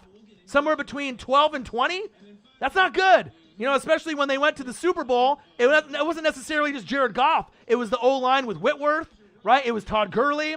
It was the weapons with Brandon Cooks and Cooper Kupp and Higbee and Everett, all those pieces collectively, right? And Aaron Donald, Ndamukong Suh, and then the O-line got fucking depleted, right? Todd Gurley is no longer Todd Gurley, and then you saw really what happened. But Carson Wentz is going to be amazing this season because they love to go through adversity. That's what people in Philly and fans of the Philadelphia Eagles, even though they're not well liked like the Cowboys fans and the Patriots fans. I don't give a fuck. I don't give a fuck if you're not well liked. That's a bunch of crock bullshit. If you're good, you're good. If you're great, you're great. Stop pussyfooting around shit and saying, he's okay. Oh, I think I would take some of these other guys. Oh, I would take this guy. Shut the fuck up. The Eagles are good. Carson Wentz is the fucking man. Miles Sanders is going to break out and demolish his fucking stats from last season. He's going to be a top 10 fucking running back this season. I love Miles Sanders. Penn State stand up. You got great players like Chris Godwin, Saquon Barkley, Miles Sanders. Having to follow Saquon Barkley, think about how hard that is. He's going to really show out. Alshon Jeffrey's going to get healthy. You got Rager, who's going to be a Djax 2.0. You got two speedsters, Djax and Rager, that are going to dominate. You got one of the best tight ends in the game. So bad it hurts, Zach Ertz. I guess Madden's going to steal that from me now too, right? Since I like to make up nicknames. So there goes that one. Dallas Goedert, arguably the best tight end waiting in the wings. We're going from a guy that in my book is a top 12 tight end right now, and he's the backup to Zach Ertz. Once Zach Ertz retires or gets traded, they're not going to miss any type of beat or step with Dallas Goedert. That's how great he is. And then let's go to the defense. Fletcher Cox, Derek Barnett. I mean, do I need to keep going through all the pieces? And then the main addition this season, Darius Big Play Slay. So yes, the O-line is beat up. Yes, I understand some of the guys have season-ending injuries. It's going to be tough. It's never going to be hard or to the point where you're thinking, impossible. We're never going to be able to get there. Or I'm just going to give up. Fuck it. We're just going to let the Cowboys win the division. Things are going to be tough. It's going to be tough sledding. It's not going to be easy. But I'll tell you one thing. If you have Coach Peterson, they haven't been the same since Coach Reich left, Frank Reich, to be the coach of the Indianapolis Colts. That's facts. He was a great addition and a great piece. But there's one thing that I've always known. You never count out Philly. And they're one of those teams in the NFC East. You got the Washington football team. The New York football Giants and Joe Judge are trying to come with that chemistry and that fire, right? You got the Cowboys with the new coach. But one thing that I love and respect about the Eagles, right? They ride and die for each other. The fan base rides and dies for the fan base and the fans and the coaches and the players. Coach Peterson is underrated. I'll say it again. Coach Peterson is underrated. All right, they got a good special teams. They got great coaches in the booth. They got great coaches all around. Offensive line, special teams, defense. They got a good collective unit. It's not going to be easy, Eagles fans. It's going to be tough. It's going to be tough sledding. There is a shot where you might not make the playoffs if you continue to keep having injuries break down your team. But it's not going to be due to bad play. It's not going to be due to Carson Wentz throwing 20 interceptions. It's only going to be kind of self-inflicted wounds is what I want to say. It's not going to be based off bad decision-making, bad coaching, shitty play from Carson Wentz. I think you guys are going to be great. Don't listen to the outside world. They're fucking stupid. They don't know what they're talking about. I love Miles Sanders. I love me some Carson Wentz. Big play slay. Fletcher Cox is a first ballot Hall of Famer. Another guy that doesn't get the respect. And think about this. I am a Buccaneers fan. I am not stupid, right? And you're going to get it right down the middle. And that's why people love this motherfucking channel, because I need to let people know, regardless if you love the Cowboys, hate the Cowboys, love the Eagles, hate the Eagles, love the Pats, hate the Pats, the outsiders need to hear these words coming from someone that's not an Eagles fan. And I'm here to do it. And that's why I got them at number 9, Philadelphia Eagles. Fly, Eagles, fly. They're legit. And I think there's a great shot for them to make the playoffs with the Cowboys this year. Facts. Number 8. Number 8 is a team in the AFC. Their quarterback went down with a season-ending injury. They had a guy nicknamed Duck come in and try to play quarterback. You got a guy named Juju Smith-Schuster. You got James the Terminator Conner, right? You got Deontay Johnson, one of my favorite sleeper wide receivers in this league. But the best piece, right, besides Minkah Fitzpatrick that they brought over, T.J. Watt. The wattage is great in him. You had JJ for so many years with the Houston Texans. Now TJ is playing better than JJ Watt, believe it or not. And I like the Pittsburgh Steelers at number 8, not only with Big Ben, Revenge Tour 2020, Juju, James Conner, Deontay Johnson, all the pieces. The O-line is great. The coaching with Tomlin's great. The defense, to me, arguably is the best in the league. If I had to break down all the defenses, number 1 in sacks, number 1 in picks, Minkah Fitzpatrick is one of the top 12 players in this game. I really think that if you go down every single player that's playing, you could argue as far as defensive players. All the defensive players that are playing right now. Minkah Fitzpatrick deserves to be in that top 12 category. He's that damn good. Yeah, we got the Aaron Donalds. Yeah, you got the Stephon Gilmores. But Minkah Fitzpatrick is great. I absolutely love him. And TJ Watt, I'm telling you, if this guy stays healthy, he's going to make the Hall of Fame. And the Pittsburgh Steelers are going to make the playoffs. They could win the AFC North this season. I still think the Ravens are better, right? But depending on how Big Ben is, how healthy he is, how he looks, there is a legitimate shot and a threat at the top for King of the North. Like Jon Snow would say for Game of Thrones, GOT. We all missed that show. Big Ben is the key. Can he stay healthy? But I absolutely love the Steelers' chances of getting back to the playoffs. And they're one of the only 3 or 4 teams that could dethrone the Chiefs or the Ravens from one of the deep spots and making the AFC Championship game and actually winning. There's not very many teams that you can sprinkle in that conversation. The Steelers, the Titans, and the Bills are the 3, and I like those teams' chances against the Chiefs and the Ravens. Mostly against the Ravens because I think the Chiefs are the best team in football. But if the Ravens have to play the Steelers, the Titans, or Bills, watch out because all those 3 teams have is great defenses, great coaching, and they got a whole lot of upside.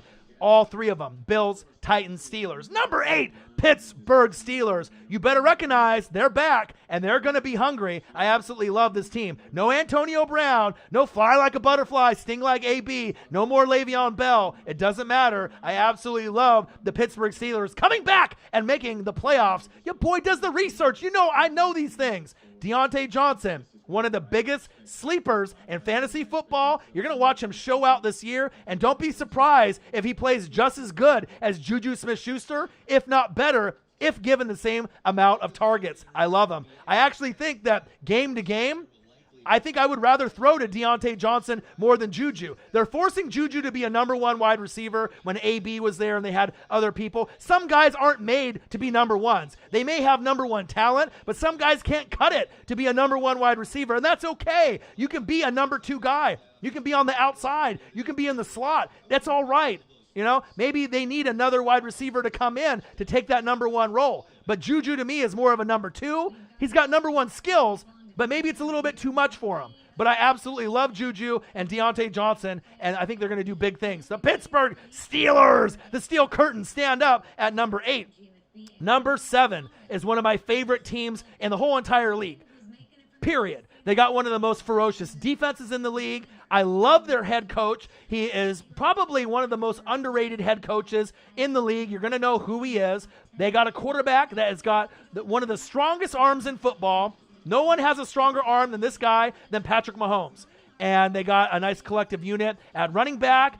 No more Frank Gore. You got Singletary there. You got this kid, Zach Moss from Utah, from the Pac-12, which I'm very familiar with. You brought in Stephon Diggs as your number 1. You still end up having Cole Beasley, John Brown. The offensive line is good. Who am I talking about? Also with Edmonds at linebacker. Josh Norman you got brought in there. Tre'Davious White, a top 10 corner. Jordan Poyer. The list goes on and on and on. I'm talking about motherfucking Bills Mafia. The Buffalo Bills, Josh Allen, led, and Sean McDermott. I absolutely love the Buffalo Bills. They're making the playoffs this season. And, newsflash, the Patriots have been great for years and years and years and years. This is going to be the year that the Buffalo Bills finally get the AFC East Championship. All right? It's like the Intercontinental Championship. You get these guys that need that IC title before they become heavyweight champ. All right? This is the Buffalo Bills' chance. Josh Allen is still streaky.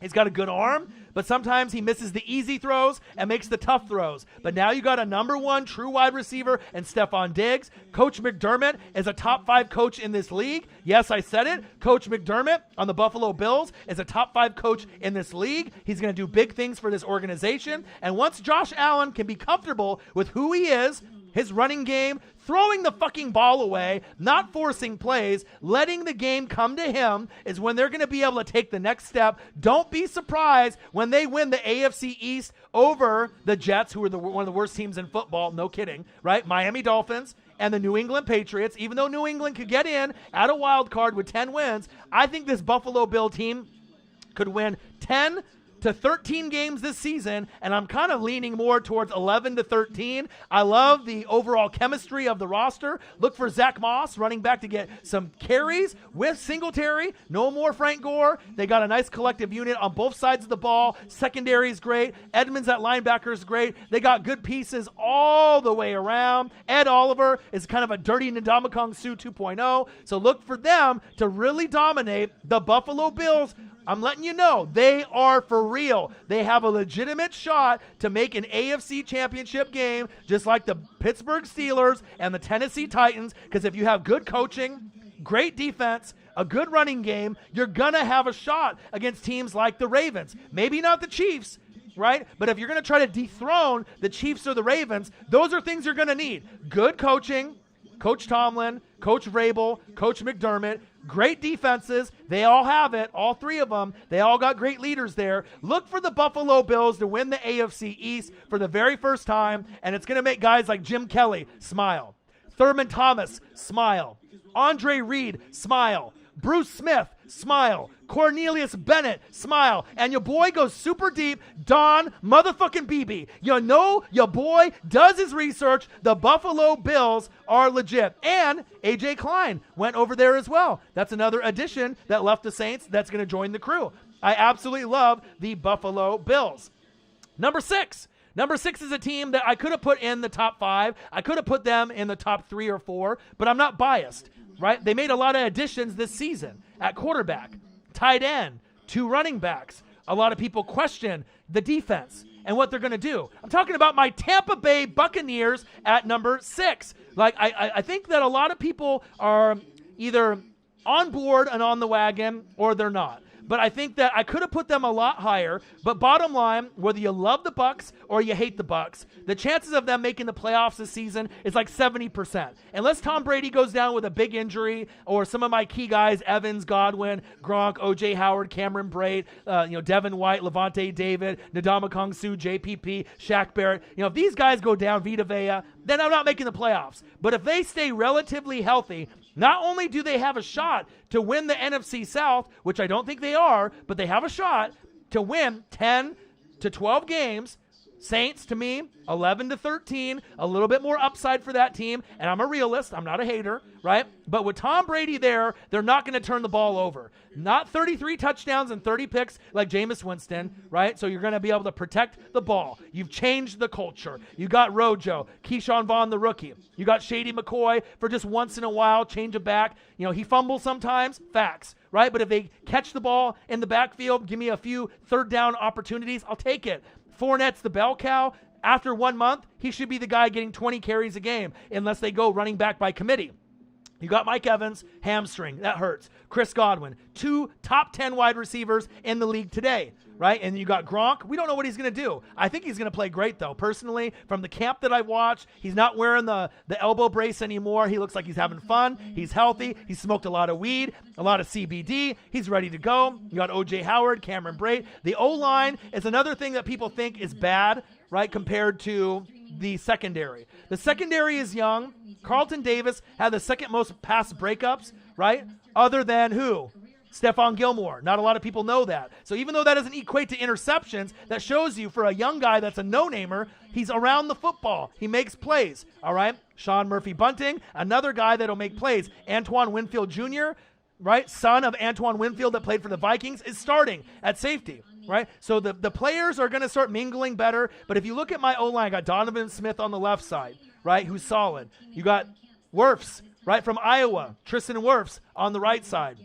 You got Jensen, you got Kappa, you got a lot of these guys that are nasty at center and guard, good protectors on the outside. My O-line is the best that it's been in 10 years. I'm not even bullshitting you. Adding Wirfs and having that collective unit of nasties in the center position with Jensen, and then adding Kappa, and then having Wirfs and Donovan Smith on the outside, they're more set for success than people think. I think that they are going to make the playoffs. They could win the division. I think more than likely a wild card, 10, 11, 12 wins is possible if they stay healthy. Mike Evans, if that hamstring isn't fucked up, could be an all-pro wide receiver this season. Devin White could be an all-pro at the linebacker position. He could be in the running for Defensive Player of the Year. He's that good. Levante David, Shaq Barrett, 19.5 sacks last year, right? You got JPP. JPP barely played in any games, and him and Shaq Barrett combined for the most sacks out of a duo. So both of those guys, you can get 30 sacks. Are they going to get 30 sacks combined this season? I don't know. But I know both guys are going to play great, and you got Vita Vea, Ndamukong Suh plugging up the middle. The last 6 games of the regular season, they started really stuffing the middle, didn't allow a lot of touchdowns. Yeah, Jameis Winston throw pick sixes, and he played bad, right? But as far as the defense is concerned, they started to get locked in with interceptions, sacks, run stuffing. They are the best run stuffing team in the NFC. I know it sounds weird because we're just so used to Jameis Winston being an idiot and throwing the ball away. But look for my Bucs to finally get into the dance, break the streak. I can't say that for the Cleveland Browns because I don't believe in them. But as far as streaks of being bad, not making the playoffs, let's get that monkey off the back like Steve Young in that 94 Super Bowl, all right, against the Chargers. This is my time to make some noise and be legitimate. The Tampa Bay Buccaneers at number 6. Number 5. Number 5 is a team that gets slept on a lot. You saw this team win only 2 games and then go flip it around and get 12 to 13 wins, right? They got a guy named Bosa in the draft. People wondered how good Coach Shanahan was going to be. Not the dad for Denver, but Kyle. You ended up getting to a Super Bowl with the Falcons, and it was 28-3. And you should have won the game. You should have stepped on the throat. But guess what? Your players got tired. You got outcoached, and you got outplayed by Tom Brady. But I still love me some Kyle Shanahan. I think that the 49ers are a great team. They're going back to the playoffs, even though they have a Super Bowl hangover. And history says most of the time when you go to the Super Bowl and you lose, you don't go back to the playoffs next year. It just doesn't happen that often, all right? But with this 49er team, Deebo Samuel's banged up. Brandon Ayuk is a stud from Arizona State, right? You lost Emmanuel Sanders to the Saints, but I like this team. You lost to Forrest Buckner, but you ended up bringing in new additions in the draft as well. You still have a nice collective unit up front. So you got Eric Armstead, right? You got my boy, Nick Bosa, which I absolutely love. You got Richard Sherman, the Shermanator. So you got good pieces. And then obviously Fred Warner at linebacker, one of the most underrated players in the whole entire league. Look for the San Francisco 49ers still to do some big things. I like the coaching that they have. They lost a few of their running backs as well. So we'll see where it goes since Breida's gone. But looking at the roster, I like the shape of the team. And once they have Deebo Samuel 100%, once they have Brandon Ayuk 100%, you're going to see amazing play calling, reverses, double reverses, flea flickers, crazy Hail Marys, and they got arguably the best tight end in football, not named Travis Kelce and George Kittle. This year, George Kittle, Travis Kelce, Mark Andrews. These are the 3 top tight ends supposedly, and you got Zach Ertz in there, Darren Waller, and a few others, right? But as far as projected numbers going into this season, it's Mark Andrews, Travis Kelce, George Kittle, and I'm really excited to see George Kittle's progression this season because they're going to need him to score more than 5 fucking touchdowns, especially if Deebo and Brandon Ayuk are injured. They're going to need help. Emmanuel Sanders is not there to bail him out anymore. A lot of the guys that they had in the running game are not there anymore. Breida is not there. I don't think Coleman's that good, right? But I do like the coach. I'm not big on Jimmy G, right? Jimmy Garoppolo, porn star Jimmy, right? He's a handsome man. He gets all the porn star women, right? But that does not equate to wins necessarily on the football field. Remember that game, Niners-Saints in the Dome, how they stole that one right there at the end? Not sure if they deserved to win that game, but they found a way to win. So Jimmy G's one of those guys being in the Patriot building like Jacoby Brissett. Not the greatest quarterback, right? Brissett or Jimmy G, right? Sometimes they play good. Sometimes they play really bad.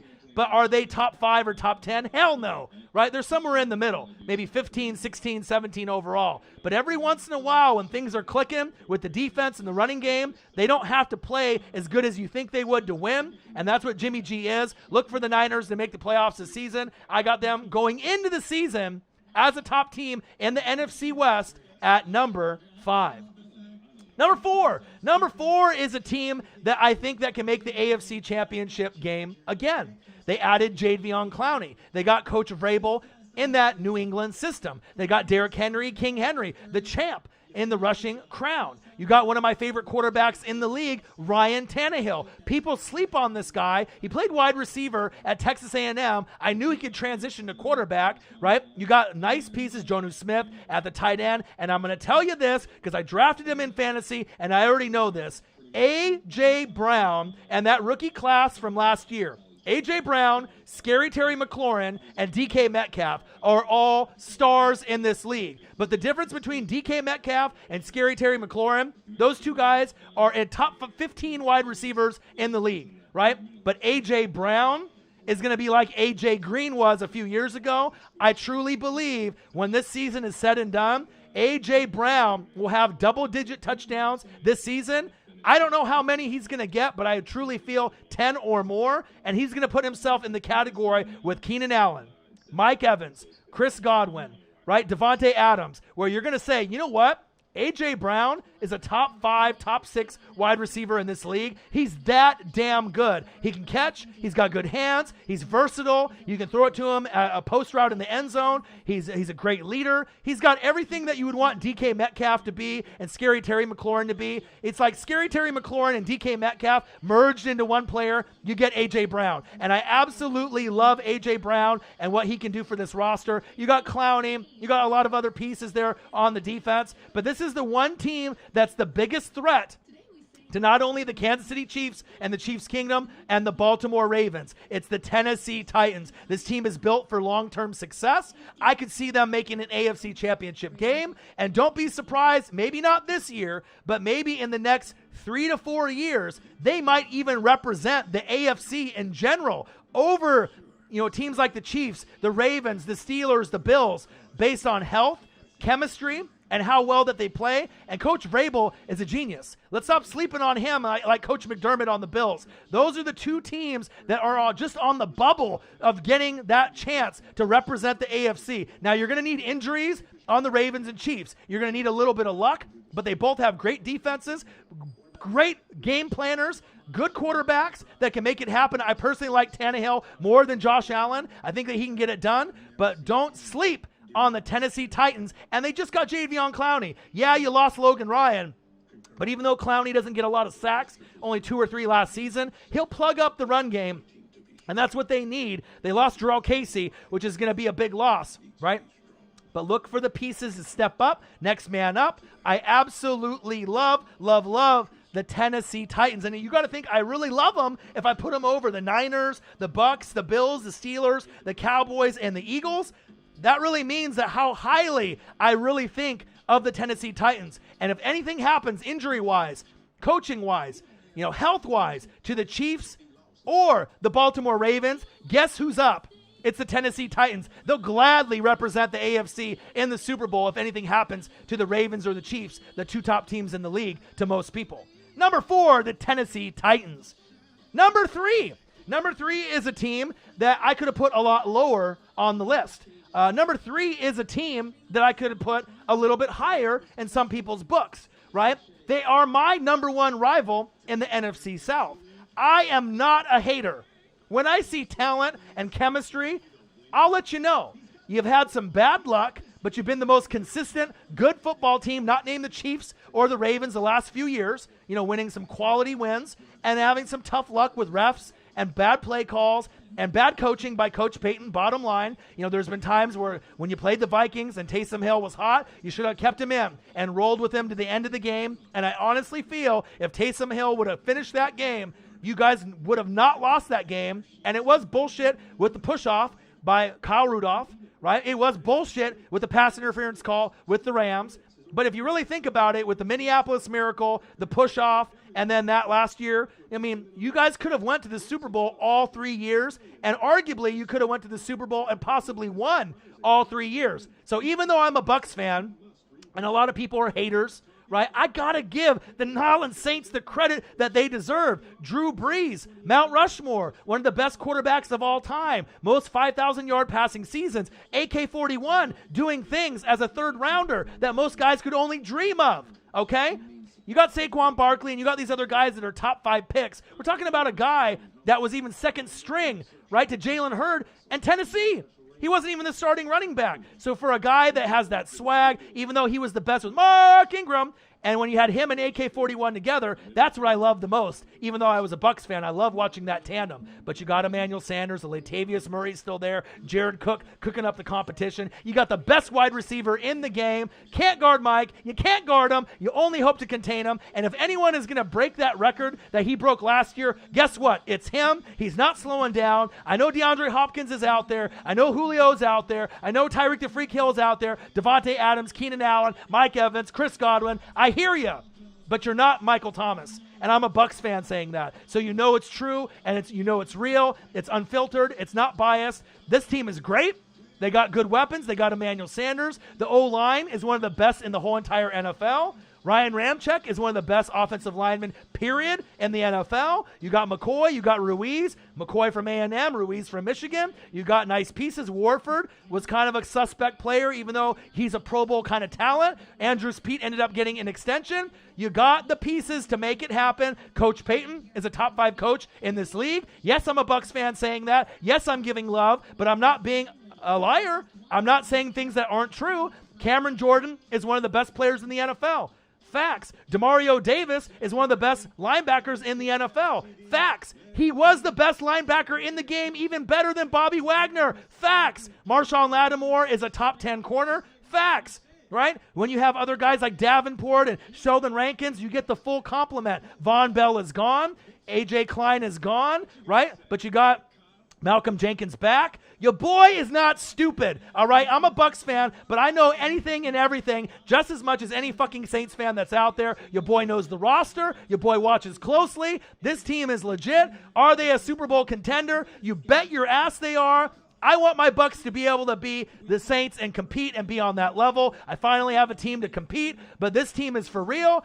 Don't be surprised if they end up winning the NFC South with 11 to 13 wins. Yes, there was some tumultuous times with Drew Brees and the racism and the comments. I feel that they've come together. AK-41 wants the money. I get it. He's going to get the money. He's not going anywhere. I gave him the nickname AK-41, right? The alien. Madden's going to steal that probably as well, right? But the bottom line is this team has got a nice, cohesive unit that's been together for a good chunk of their roster. I love the team. I'm a Bucs fan. I'm a rival, but I'm not going to be stupid. I'm not going to be biased, and I'm not going to lie. This team has an excellent shot to be the number 1 team in the NFC. Sometimes, you know, you have to have bad things happen to you before you have something good or great happen to you. It either is going to make you or it's going to fucking break you. And when you put pressure on something, it's either going to come out a diamond or it's not. So this is the year. You got 2 years with Drew fucking Brees to make it happen. Just like with me and Tom Brady, I got 2 years to make it happen, to try to win a fucking Super Bowl before maybe time runs out. Is Jameis Winston the future? Fuck no. Is Taysom Hill the future? Possibly. But they might be able to get somebody better so they don't have to take Taysom Hill away from the Swiss Army knife that he is. That's another guy that I didn't mention. No one is like Taysom Hill. He can play quarterback, running back, wide receiver, tight end. I bet you if you put him at O-line, he could probably do that too. Special teams, punt returner, kick returner. This guy can do everything. It's a copycat league. No one is like Taysom Hill. If you watched him in college at BYU, you could see it. I'm jealous. I love him. Look for the Saints to finally get it together. They are a Super Bowl favorite. They are a contender. They could be the top team in the NFC. And if they end up representing the NFC, you know what? Even though they're my rival and you got a lot of good fans as Saints fans, you got a lot of shitty fans, though, also. You got a lot of fans that talk too much shit, right? You got a lot of fans that aren't respectful. But there is a lot of them that are respectful, and they got the drip, and they got the swag, right? They come together. They are one of the best teams in football. I'm talking about the New Orleans Saints in the 504. Stop disrespecting them. You know, yeah, they've had 3 horrible losses. Not all their fault. But let's start giving some accountability to Coach Payton. I know you want to point the finger at the refs. I know you want to point the finger at the play calling. I know you want to point the finger, at Stephon Diggs and the coverage, at corner and safety in the Minneapolis Miracle. The no call by the refs with that blatant non-call for the pass interference. You guys would have won that game and went to the Super Bowl. Facts, right? The blatant push-off at the end. But the bottom line is what you need to do. Don't let the refs dictate the fucking game. Blow these fucking teams out. So don't let the refs get to a point where they can make the outcome different. You got to step on the motherfucking throat on the Bucs, on the Panthers, on the Falcons, on the Niners, on the Seahawks, on every motherfucking team that's out there. Don't give the refs a chance to turn the game around. Make sure you have a big enough lead where no matter if they give you a bad call or they call back a punt return for a touchdown and the crowd's going crazy. Don't let that dictate the season, and don't get too over emotional. Don't get too up. Don't get too down. Be even keel. Be Drew Brees. Be that motivator. And I think if they can put it together this year, this could be the year that they can make the Super Bowl and maybe even win it. And I am a Bucs fan, so bottom line, I know you guys respect me, but I put them in a high category because I love seeing teams in my division dominate. And the New Orleans Saints are legit. They're my number 3 team going into this year. New Orleans Saints, number 3. Number 2. And with that being said, at number 3, that means that they are the best team in my ranking as far as NFC teams. So as you break down the list, number 3 is the Saints. I have them number 1. Number 2, Niners at 5. Number 3, Bucs at 6. And then I got Cowboys and Eagles at 9 and 10. So that shows you where my mind is thinking at this point. But I still got the Seahawks and the Cardinals as possible teams that could get in too. Number 2. Number 2 is an amazing team. I picked up a lot of players and pieces on my fantasy football team from this team. If any team was going to go to the Super Bowl this year, not named the Kansas City Chiefs, it is this team. They are built for long-term success. This is Patrick Mahomes' number 1 rival. They got the very soft schedule. They could go 15-1. I see them winning almost every game except maybe week 3 against the Kansas City Chiefs, but the game is going to be in Baltimore. Ravens flock, stand up. They said Sam Darnold is better going into the draft. They said Baker Mayfield was better. They said Josh Allen was better. Lamar Jackson was a project QB. But it shows you if you have Ozzie Newsome, who ran the GM position for a long time, and a great coach in John Harbaugh, way better than his brother Jim, right? Sorry for your problems and troubles in 49er land and in Michigan, right? You're not better than Ohio State and you never will be. Facts, right? But John is great. John is the slept-on Harbaugh. He's not the one in the news all the time, but he's the guy that gets fucking results and gets those Super Bowls, all right? They built the offense around him. Joe Flacco, out of here, right? Lamar Jackson in. But what did you do? You got Mark Andrews from Oklahoma. You saw the progression he had with some of the quarterbacks over there like Baker Mayfield and Kyler Murray. Mark Andrews is a top 5 tight end. And you could argue, depending on what kind of season Zach Ertz has, there's a shot that Mark Andrews' stats could be better not only than Travis Kelce, George Kittle, but also Zach Ertz. This guy could get double-digit touchdowns. He's that talented. And guess what? Hayden Hurst is no longer there. He's on the Atlanta Falcons. So they're going to be able to get the ball to Mark Andrews, who's amazing, all right? They're going to be able to get it to Hollywood Brown, who I have in fantasy as well. I know he's going to pop off. You got the best kicker in the game all time, to me personally, and Justin Tucker. Right? You got Mark Ingram. Loved him on the Saints with AK-41, and I still miss that duo. And I think Saints fans miss that duo as well. But you saw Mark Ingram. He might have not been ranked number 1. He still had 10 touchdowns on the ground. I got him in fantasy this year, right? You still have Gus Edwards there, J.K. Dobbins from Ohio State. So they're loaded. Right? They are fucking loaded to be able to make it happen. You got Calais Campbell. You got so many nice pieces. Derek Wolfe from the Broncos. This team is ready with Marlon Humphrey to make a deep run. And if any team makes it to the Super Bowl, not named the Kansas City Chiefs, it's Coach Harbaugh's Baltimore Ravens and the Ravens flock. I got him at number 2. And number 1, the champs is here. As if you knew it was going to be anybody else, right? The Legion of Zoom, it's going to be the Kansas City Chiefs. More than likely, they're going to run it back. They're going to win the championship again. And this is me just being an outsider looking in. Patrick Mahomes is not only the best quarterback playing today. I truly believe, and I've said it again and again and again, I'm a Joe Montana guy. I'm a Peyton Manning guy, right? Dan Marino, John Elway.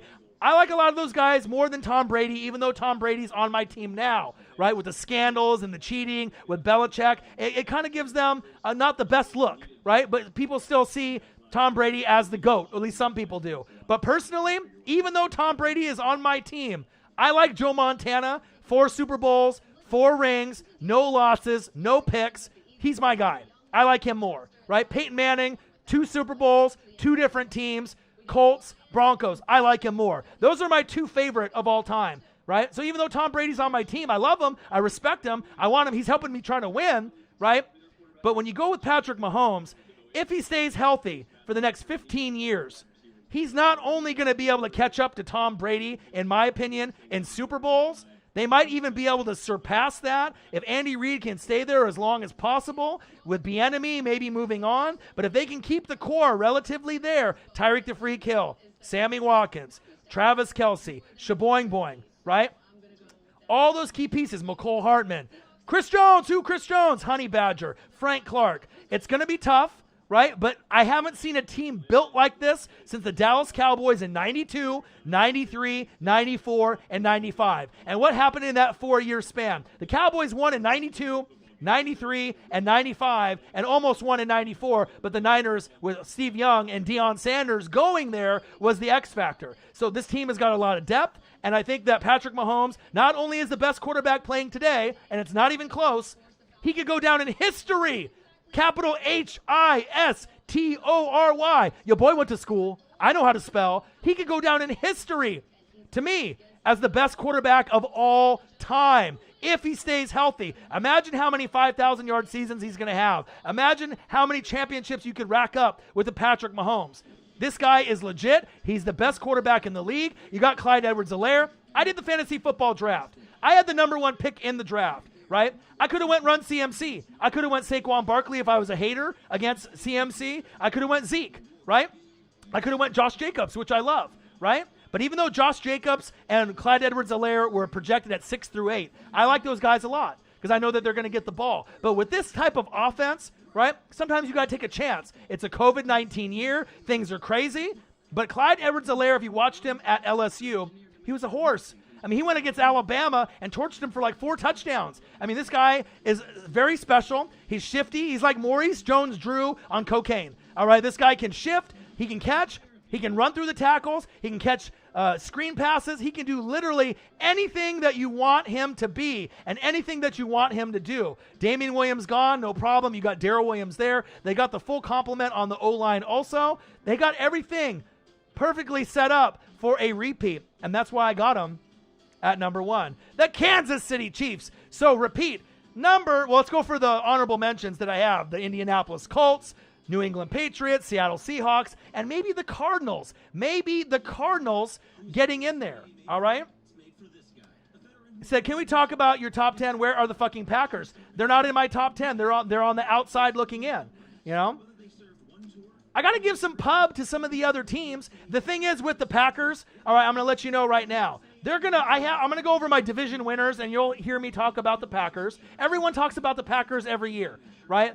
The Bears are the worst team, right, arguably in the NFC. They're going to be just like the Jags. Bottom of the barrel, no expectations. Defense good. Vic Fangio is no longer there. Trubisky and Foles, horrible. You're not winning any games, okay? Period. All right? Bottom line. All right? Then you got the Lions. They might be able to do something, but it's not for sure. The Vikings could win the division, right? They could win the division, but they lost a lot on defense, so it makes me worried. So I had to give some pub to some of the other, players and teams. I got Aaron Rodgers as the 3rd best quarterback playing in the league right now, so of course I didn't forget about him, but sometimes you got to give love to some of the other teams. You feel me? All right? Harbinger of battle. Never underestimate the power of the Pat Man. Bang, my guy. I appreciate you. And let me go into my divisional winners, because like I said, you get 3 shows in one today. I'll go over a preview of the score of the game. give you my top 10 and some honorable mentions. And, of course, my Packers on here are going to be honorable mention. But can I give a shout-out to some of these other teams like the Titans and the Bills and the Steelers that deserve love? Of course I could have went Packers and told you that they're in the top 10. Of course I could have told you that they're going to win the NFC North because they're going to win the NFC North. Who doesn't think that they're going to win the NFC North? Of course, right? But if you can't stop the football, you're going to get fucking steamrolled like you did against the Niners, all right? We know Aaron Rodgers is great, but he is declining year in and year out. Aaron Jones had 19 touchdowns last season, right? And statistically speaking, when you have a big year like that, the following year you drop down. Devontae Adams is one of my favorite wide receivers in the league. To be honest, he might be my favorite wide receiver in the league, right? Defense is good. You got Zadarius Smith, Preston Smith. You got good pieces there. So sometimes you got to give love to other teams, okay? The Packers are going to be good, but let's give some love to the Cowboys and some of these other teams, right? Got to give them some love. Everyone, I can always go for the obvious. It's like if I had the first pick in the draft, oh, you're going to pick Run CMC. No shit. That's why I didn't pick him, to make shit interesting. And that's why I know it's going to end up working out for me. Even though I didn't pick Run CMC or Deshaun Watson, you're telling me with this football team I'm not going to win games in fantasy? Kyler Murray, Clyde Edwards-Helaire, Mark Ingram, A.J. Brown, Hollywood Brown, George Kittle, DJ Shark, Sleeper, Baltimore D, and Big Nuts Will Lutz at kicker. You're telling me that I'm not going to be able to win even though I didn't pick Christian McCaffrey at 1? All those guys are going to break out. Your boy does the research. I watch the film, so you don't have to be the popular guy to make things happen, okay? That's facts. So let me go into the list here. NFL preview, Texans and Chiefs, divisional winners, AFC, NFC, and my wildcard teams coming up. Stay tuned. My top 10 power rankings. Yes, I don't have the Packers in there. I could have easily put them in, but that's one team I just wanted to leave out, all right? They're an honorable mention. Of course they're going to the playoffs. Of course they're going to be one of the top 3 teams in the NFC, all right? But let's give some love to some of the other teams, all right? Make sure you guys subscribe to the channel. Smash that motherfucking like button either now or on your way out. 26, 27 people in the building, 29 likes. Smash that shit right now if you can. $120 in donations. Show some love for your boy. Smash that like button. Donate to your boy if you can, either on here, patreon.com/NWSF, or our GoFundMe. And if you're looking for merch, Northwest Sports Fanatic merch, link is below every video on our YouTube page. Brand new NWSF hoodies. They look like NWO. Black, white drawstrings, $39.99. Cop one for your boy. No cap. And you can follow us on Facebook, YouTube, Twitter, Instagram at NW Sports Fanatics. And think about this. Who do you know on YouTube or on TV or podcasting that can give you the fire energy for 2 hours straight after working a 10-hour day and make things interesting and you have fun with it? No fucking buddy. Who do you know that can call 3 games in a row on a Sunday morning, afternoon, and Sunday night football and have high energy for 9 hours straight? Nobody but your boy. I'm the hardest working YouTuber on planet motherfucking Earth with the energy, the passion, the dedication, and the knowledge bombs. That is facts. Quick recap. Tess knows. It's me. It's me. Nobody on this level, all right? Chiefs 45, Texans 27 is my prediction score. I got Mahomes throwing for 4 touchdown passes, right? 2 hopefully rushing touchdowns by Clyde Edwards-Helaire. Should be close in the first quarter, and I see the Chiefs kind of taking off, all right? Deshaun Watson is an MVP candidate this year. Kyler Murray is an MVP candidate this year. So is Lamar Jackson and Patrick Mahomes. But I think that the Chiefs got too much weapons, too much coaching. Bieniemy, Andy Reid, they got too much Chiefs kingdom in the building. Look for the Chiefs to rout the Texans 45-27. But the Texans and Deshaun Watson, we'll see David Johnson if he's the real deal. If he's back to being David Johnson when he was on the Cardinals. Is Randall Cobb alive? Can he give you anything? Can Will Fuller stay healthy for a full season? Maybe, maybe not. I say maybe not. All right? You got Kenny Stills. Could he be the most reliable option they have? Possibly. And you got Brandon Cooks. But that motherfucker gets a concussion every 3 games. So I can't rely on him. Right? You got J.J. Watt. But who else? So I like the Kansas City Chiefs winning 45-27. Your boy Marcus is going to be in the building with me, live stream tomorrow, all right? And then on Sunday, Saints-Bucks, live stream, Cowboys-Rams, Sunday Night Football. Be here, be there, or be square, my guys. It's going to be nice. So again, Packers, Cards, Seahawks, Patriots, Colts on my outside looking in. And, of course, I could have put the Packers. They're obviously a top 10 team, right? Of course, right? But I got to give love to some other teams. Eagles, Cowboys. Well, let me actually go through it. Cowboys, Eagles, Steelers, Bills, Bucks, Niners, Titans, Saints, Ravens, Chiefs, and obviously you could throw the Packers in there, the Green Bay Packers. Now let's go to my divisional winners. All right? We're almost 2 hours in, and your boy's not tired. I don't get tired. All right? All right, here we go. Do you guys want me to start with the AFC divisional winners or NFC? Comment below. Let me know what you guys want me to do. AFC divisional winners and wild card, or NFC? Which one do you want to know in this brain right here that I'm going to go over? Let your boy know. Little H2O hydration break. Little water boy break. Bobby Boucher and the Mud Dogs. You feel me? Wow, NFC from Aria. How are you, Aria? You having a good day? Lakers looking good. See them making the finals, maybe winning it all for Kobe. Glad that you're in the building. Your boy can do basketball, football, wrestling, all of the above. Lenny D, he says, I want NFC. Corvette, NFC. Slackers, NFC. Okay, baby. Harbinger says, I won't be able to join the Thursday live stream, heading out as the ultimate chief. Okay. Super Bowl champ coming from NFC, so go AFC first. Calvin, how you doing? I'm doing great. Your boy's great. I mean, I've been doing the preview of the show. I did the power rankings. I vibed with the fans and went through the chat. $120 in donations. Your boy Calvin Griffin, Calvin14, even dropped $50 by himself. If that's not fucking love, I don't know what is. I don't know what is. Kobe's Lakers over the Celtics, or how about Kobe, right, and the Lakers and LeBron, and maybe the Miami Heat? Miami Heat? Jimmy Buckets? Could it be the Heat and the Lakers? Possibly. We're going to have to wait and see. All right, so I'm going to go with the NFC first because you guys are a bunch of thirsty dogs. You guys just want to know what I think and what I feel. So do you guys want me to go to divisional winners? That's where I'm going to go. So let's start it off. First divisional winner, no brainer. Let's start with the NFC North, King of the North, as Jon Snow would say. All right?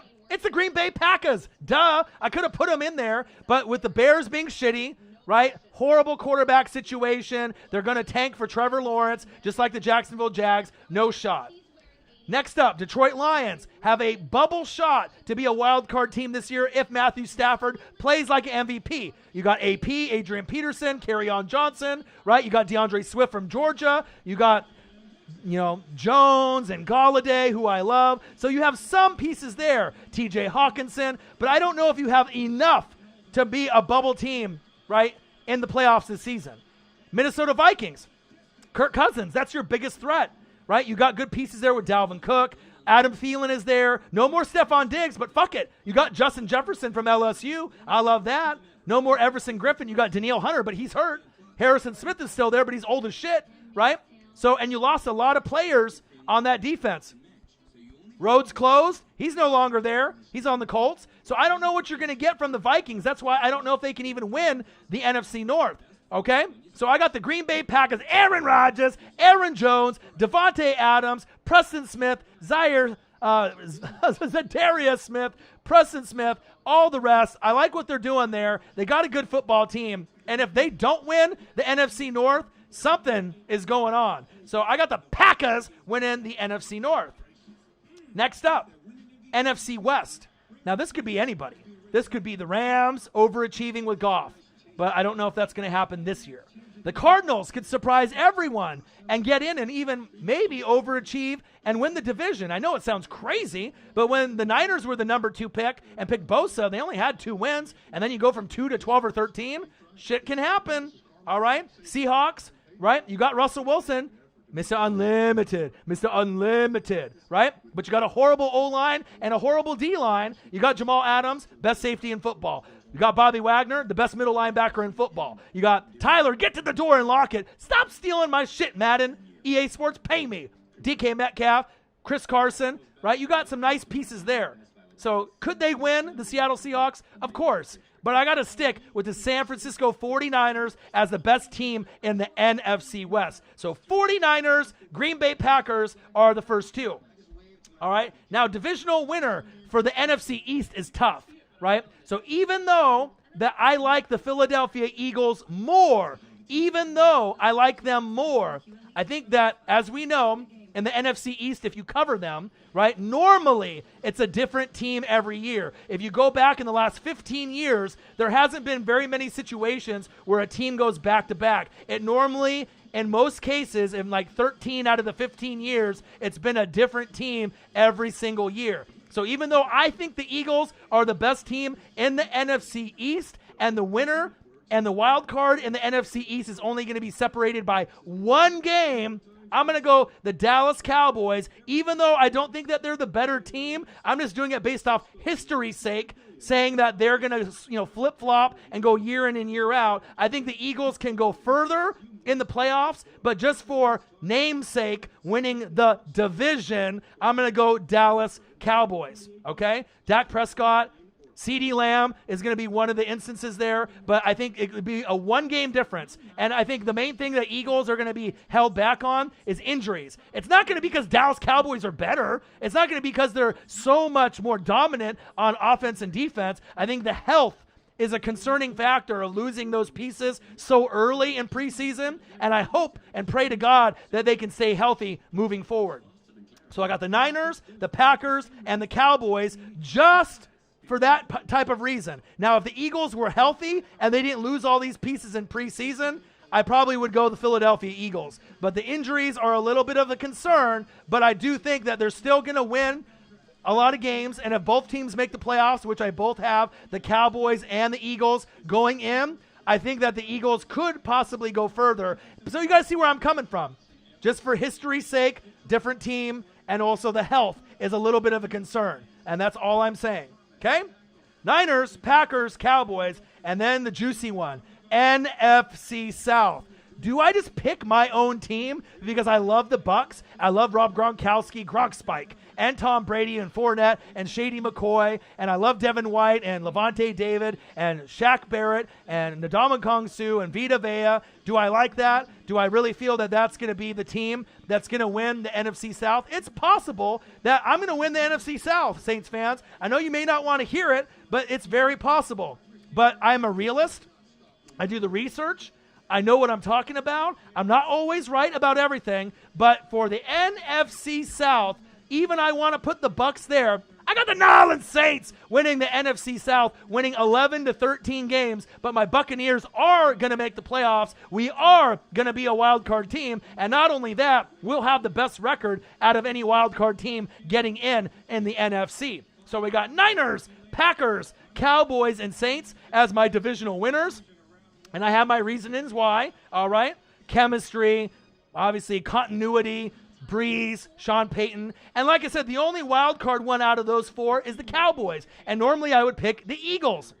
But I think the Giants are going to be better than people think. They have a chance to make a wild card. But the Cowboys, whether Eagles fans want to admit it or not, adding CeeDee Lamb to me is going to be that X factor. Adding CeeDee Lamb, he could end up being the next Des Bryant, but better. I really think that he's that good of a player that he could end up being a top 10 wide receiver moving forward. I mean, if he gets the chance to not be a number 3 option and be number 1 over Amari Cooper, make Amari Cooper number 2 and Michael Gallup in the slot at 3, CeeDee Lamb number 1 with Zeke, that's when the offense is going to take it to the next level. So that's the only one that's kind of a wild card.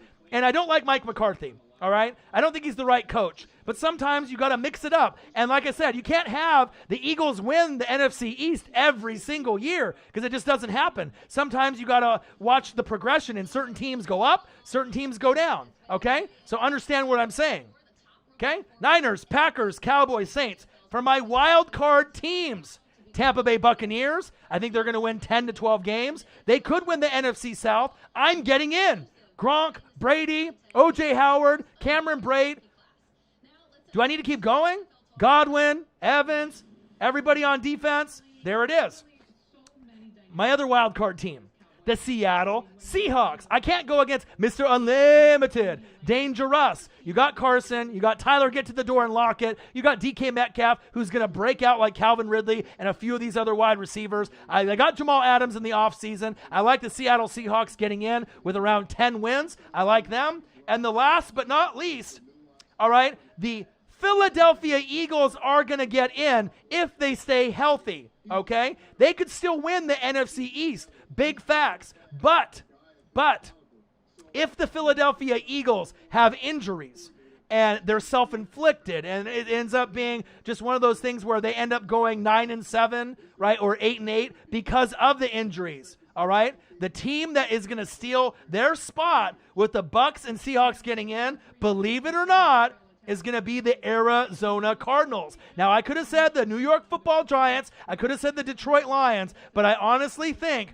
with Kyler Murray, D-Hop, and with all the pieces that they have with Chandler Jones, Isaiah Simmons, Budda Baker, Patrick Peterson, Larry Fitz, that don't sleep on the Arizona Cardinals. They might be a year or two away from making the wild card or winning the division. But if the Eagles slip up in any way, I got the Cardinals, the Bucs, and the Seahawks. If the Eagles stay healthy for the whole year, I got Bucs, Eagles, Seahawks. So the only one that might be swapped, Eagles for Cardinals, and don't be surprised if it happens, Kyler Murray is going to be an MVP candidate this season. That's facts. And that was tough for me to come up with that list, okay? Very, very tough. Now let's go over to the AFC. NFL preview, Texans versus Chiefs, divisional winners. Power rankings, top 10. I'll tell you my wild card and my divisional winners up next. Make sure you guys subscribe to the channel. Smash that like button either now or on your way out. Donate to your boy if you can, either on here, patreon.com/NWSF, or our GoFundMe. And if you're looking for merch, Northwest Sports Fanatic merch, link is below every motherfucking video on our YouTube page. Buy a hoodie, no cap. $39.99. They look like NWO. You want to look good? You buy a Northwest Sports Fanatics fucking hoodie. All right? Black, white drawstrings. Represent your boy. And you can follow us on Facebook, YouTube, Instagram, Twitter, NW Sports Fanatics. So it is what it is. You can agree with me. You don't have to agree with me. But I have a logical reasoning for picking the teams that I did, right? So you got the Niners, Packers, Cowboys, and Saints are my divisional winners. Bucs, Eagles, Seahawks, and if the Eagles slip with injuries, the Cardinals are going to get in with that third spot, and that's big facts. A year early, but it might happen. All right, guys, here we go. AFC divisional winners. And it's pretty self-explanatory. The wild cards are a little bit more surprising, but this is how I got it going down. AFC West, Kansas City Chiefs. Well, no shit. I think they're going to run it back, go back to back, like Drake would say. They got the best team in football. They got an awesome coach in Andy Reid. They are going to be fantastic. Now, I thought the Denver Broncos could be a wild card team, but we heard about Von Miller going down. I thought the Los Angeles Chargers could be a wild card team. Derwin James went down. All right? I thought the Raiders could be a wild card team. Right? Tyrell Williams went down. So if you got all these guys going down and no one's getting hurt for the Chiefs, and you add Clyde Edwards-Helaire, and you're starting 20 of 22 returning starters, of course it's the Kansas City Chiefs, AFC West champs. Duh. All right. Number 2, the AFC North. Now, the Pittsburgh Steelers and the Cleveland Browns are nipping at the heels of the Baltimore Ravens. Is there a shot that the Ravens slip up? Is there a shot that Lamar Jackson plays bad? Is there a shot that Ingram and Hollywood Brown and Mark Andrews can't cut it? Guess what? Fuck no. They are going to win the AFC North. I still got the Pittsburgh Steelers getting in as a wild card, but I believe in Lamar Jackson. He could be a player that could go back-to-back MVP.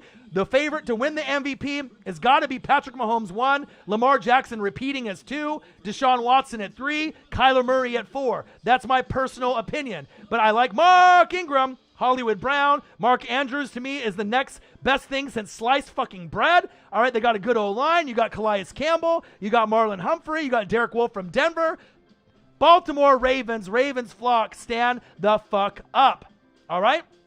Chiefs, Ravens. Next up, AFC East. Now, the Patriots still got Belichick, and they still got Josh McDaniels. You got Cam Newton. I'm not sold on Cam Newton, and that's not me not being a Panthers hater or anything like that. The offense is going to be more dynamic. If Cam is healthy, he can run, he can bowl over guys, but if he does that, he's going to get hurt. All right, his shoulder, his legs, his ankles, his toes, all that is going to be in the mix. But they're going to be able to open up the playbook. But has Cam ever been known as a great pocket passer? Not really. Some years, very accurate. Other years, not so much, right? And they don't got a whole lot to work with. You got Julian Edelman, N'Keal Harry. We'll see what he can do if he can stay healthy, right? You got James White, Sony Michel. But it's not a full complement offense and defense. I love the secondary. Stephon Gilmore is the best corner in the league. You got Devin and Jason McCourty, the McCourty bros that are great, right? But they don't have all the pieces. Hightower, Patrick Chung, some of these guys are opting out. So I don't believe in the Patriots. I feel that their time is up. Tom Brady left. It's over. They can still make the playoffs, but they're not going to win the AFC East anymore. It is now Coach McDermott's team, right? It's Coach McDermott's team. It's Josh Allen. It's his time.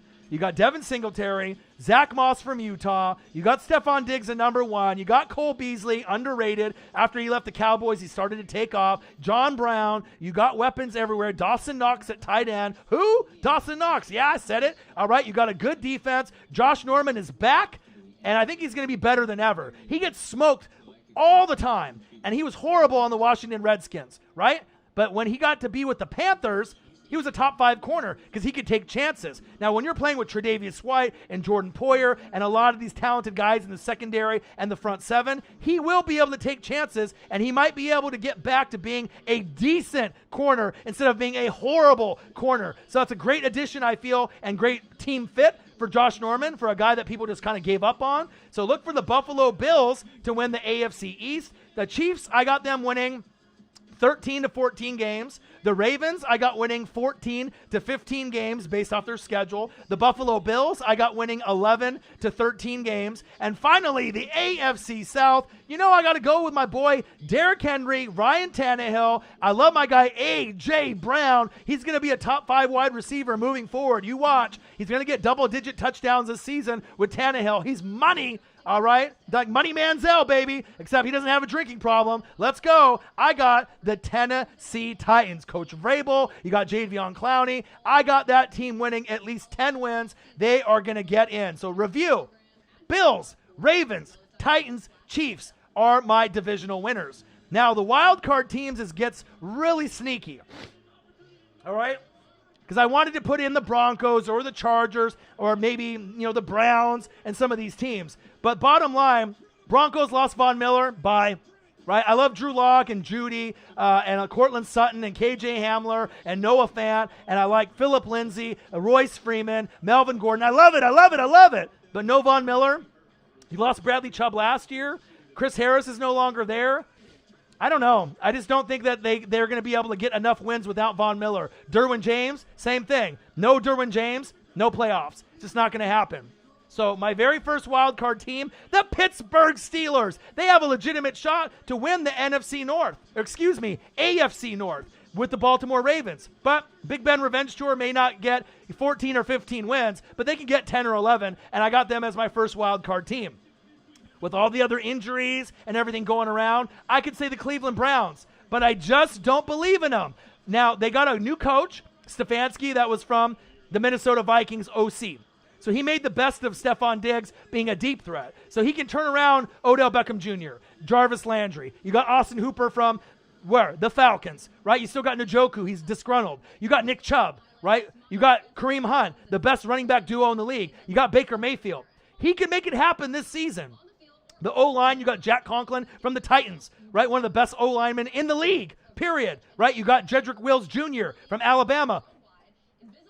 Roll Tide. So now you have a top 10 offensive line and top 5 weapons surrounding you, right? But I just don't know if I believe in Baker Mayfield. You got Myles Garrett. You got Denzel Ward, right? You lost Grant Delpit from LSU at safety. So I don't know if I believe in the Cleveland Browns. They may be able to get to the playoffs this year, and they're going to break the streak like the Bucs at some point, but I just don't think it's going to be this year.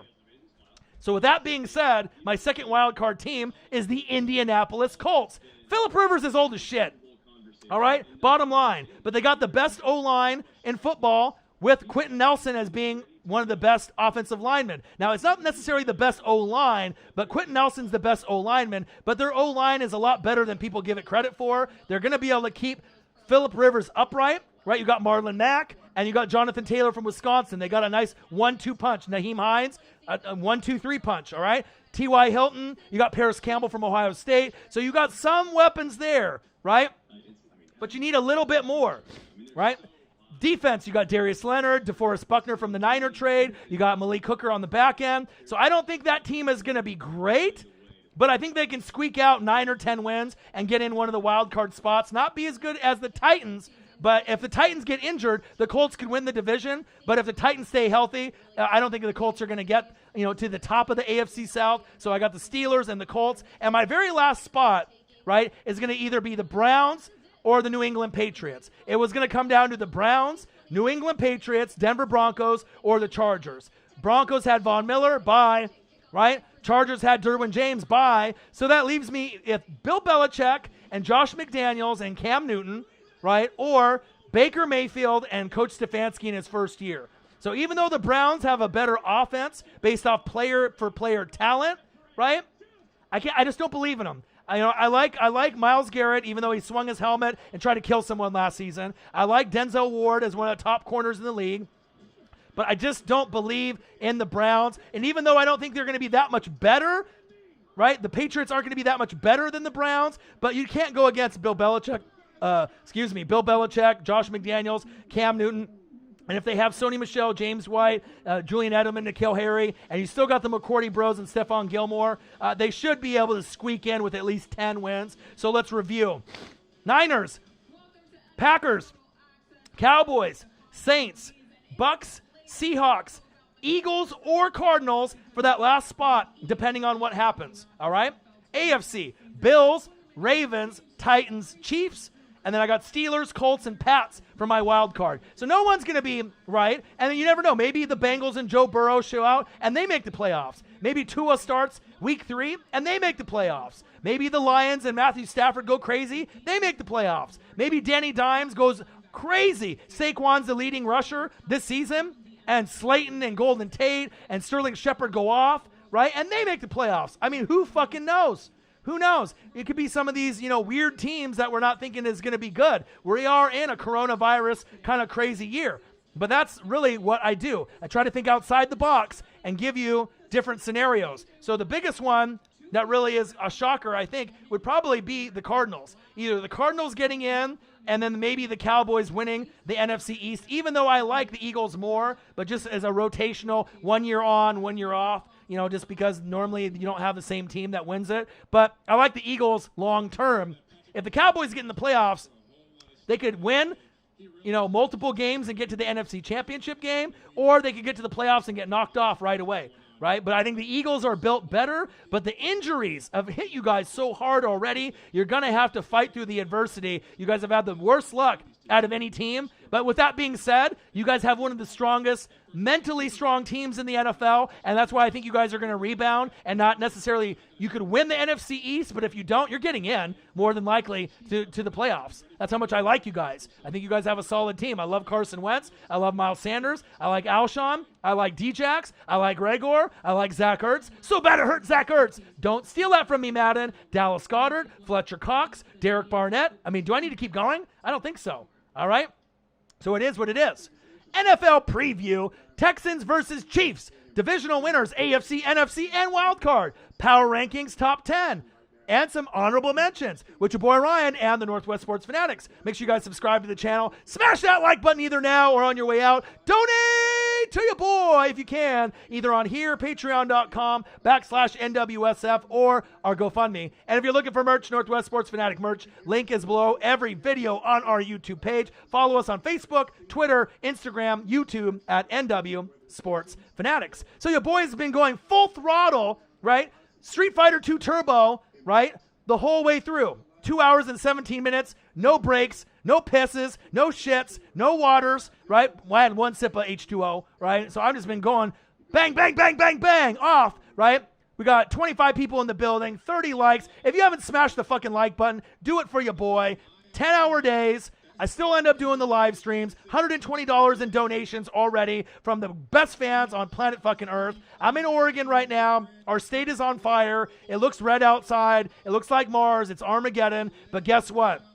I'm in great spirits, even though we've had coronavirus, even though we've had this racism bullshit going on with George Floyd and company. Now I got my state on fire. My parents have evacuated, right? They had to, disperse and leave the house. I got to tell my dad to go back and grab all his Dodger memorabilia because I can't have that shit go up in flames. He's been collecting since the 50s, autographed baseball, Sandy Koufax, Clayton Kershaw's, all the rest. So I got to check up on him after this is over. But it's a scary time here. The whole state is on fire. Washington, California, Oregon. If you guys haven't watched the news or go on Twitter, look on your news feed, right? Breaking news. It's tough right now.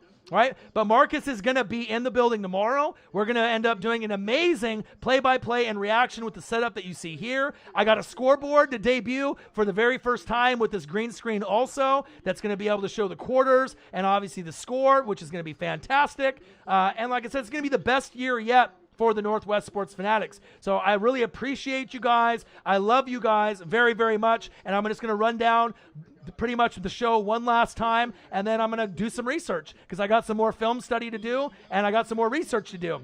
Chiefs, Texans preview. Chiefs 45, Texans 27, Mahomes 4 touchdowns. Clyde Edwards-Helaire hopefully gets in the end zone for 2 touchdowns. 45-27, Deshaun Watson plays great, but not good enough. You got David Johnson, you got Will Fuller, Brandon Cooks, Randall Cobb, you know what I mean? You got some plethora of weapons, Kenny Stills, but I don't know if it's going to be enough. AFC divisional winners, Bills, Ravens, Titans, Chiefs, wild card, Steelers, Colts, and Pats. I want to put the Browns in over the Pats so fucking bad, but I can't believe in them. NFC, Niners, Packers, Cowboys, Saints.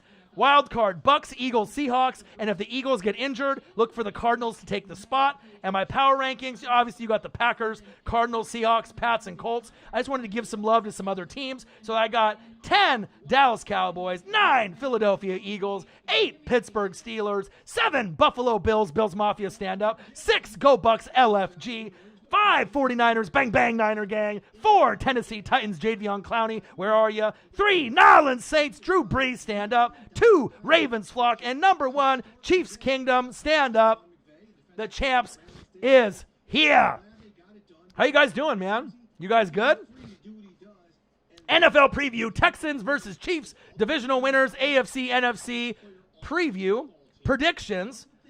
AFC, NFC wild card winners, losers. Power rankings with your boy Ryan and the Northwest Sports Fanatics. Make sure you guys subscribe to the channel. And right now there's 23 people in the building. If there's anyone that hasn't smashed the like button just yet and you wait to the end of the video, please smash that like button right now if you haven't done it. We got 24 people in the building. It was 26. We got 32 likes. There might be some of you still in the building that haven't done it. We got the best moderators in the building. We got Tess, Saints fan. 6 Inc., Saints fan. Lenny D, Eagles fan. Nola's not in the building anymore, Saints fan. And I got Ruiz, a Rams fan, in the building. So show some love for your boy. My state's on fire. It's been crazy. Smash that like button. Donate to your boy if you can. And I hope you guys enjoyed the show.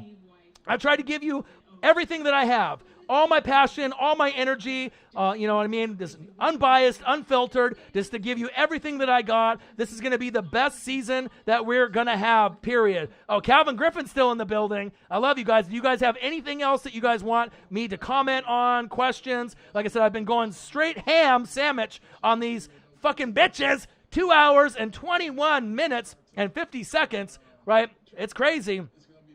Troll Patrol, you want a wrench? Do you think you're going to be in the building on a regular basis?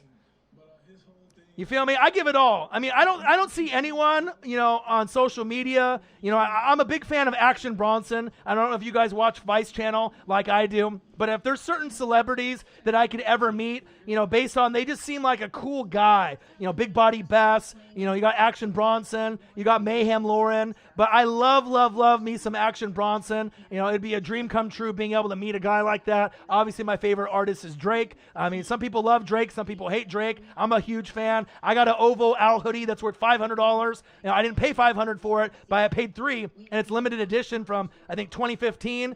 Black, gold owl, most comfortable hoodie I've ever purchased or worn. Love him. So, you know what I mean? If you work hard and you grind and you grind and you grind, you never know what's going to happen. Even Madden and EA Sports steal from your boy. I haven't got any checks yet for Sack Lunch. I haven't got any checks yet from EA Sports or Madden for stealing my material. Other YouTubers do it all the time for me and Marcus. I guess it's the biggest form of flattery. But if you're going to steal our shit, right, give us some credit at the very least. You know what I mean? Please do that. You know what I'm saying? Come on, man.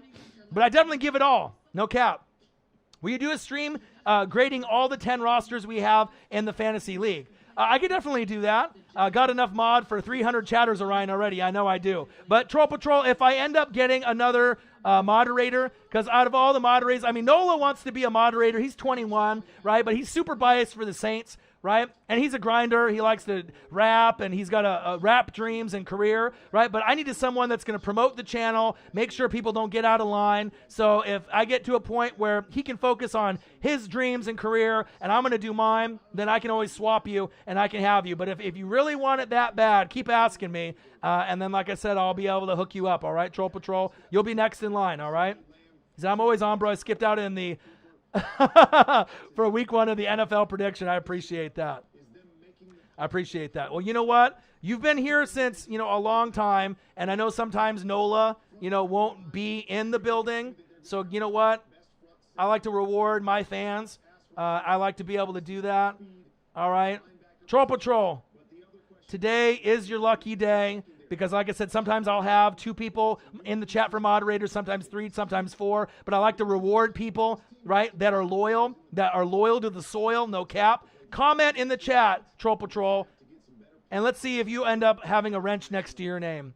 Let's see if you have a wrench. Are you a part of the gang? Gang, gang, gang. Are you a part of it now, Troll Patrol, my guy? Comment below, and let's find out. Because I added you, my guy. So you're in here. I can't add any more at this point because, like I said, I need to have a good amount of people in each live stream or a reaction video. But this is it, all right? This is it. Gang, gang, gang. I like to be loyal to the soil, all right? That's going to be the last one because I know not everyone's going to be in there. Appreciate that. Love you, boy. Appreciate it. Promote the channel. And I want you to make sure anyone that's a moderator that's not Tess, you follow her guidelines. She's the boss. All right, I'm the CEO.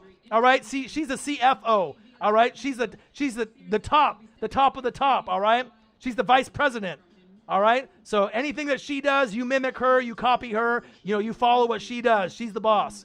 Right? She's the number one in the building. Tess, I love you. Appreciate you. Streaming the game. Yeah, I'm going to be streaming the game tomorrow. So make sure you guys are here. I get off work at 4. I'll be at home at 4:20.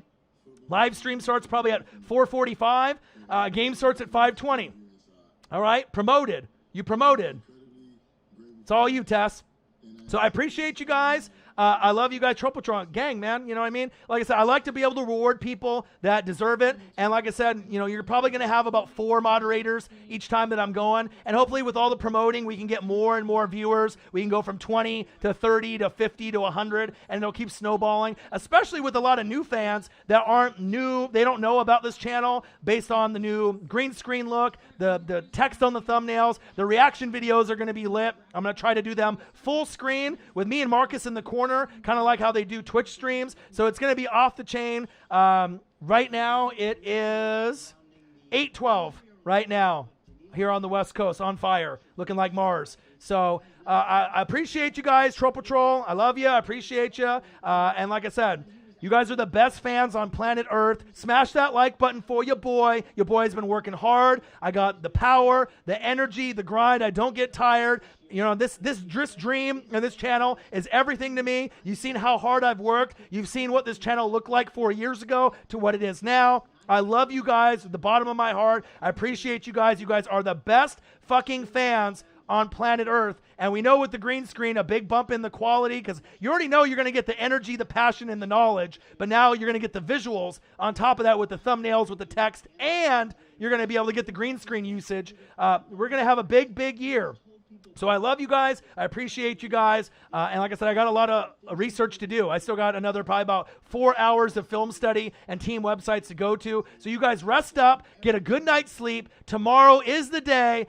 Chiefs, Texans, I can't wait. It's going to be amazing. NFL preview, Texans versus Chiefs. Divisional winners, AFC, NFC, and wild card. Power rankings, top 10, and honorable mentions with your boy Ryan and the Northwest Sports Fanatics. Make sure you guys subscribe to the channel. Smash that like button either now or on your way out. Donate to your boy if you can, either on here, patreon.com/NWSF, or on GoFundMe. And if you're looking for merch, Northwest Sports Fanatic merch, link is below every video on our YouTube page. Follow us on Facebook, YouTube, Twitter, Instagram at NW Sports Fanatics.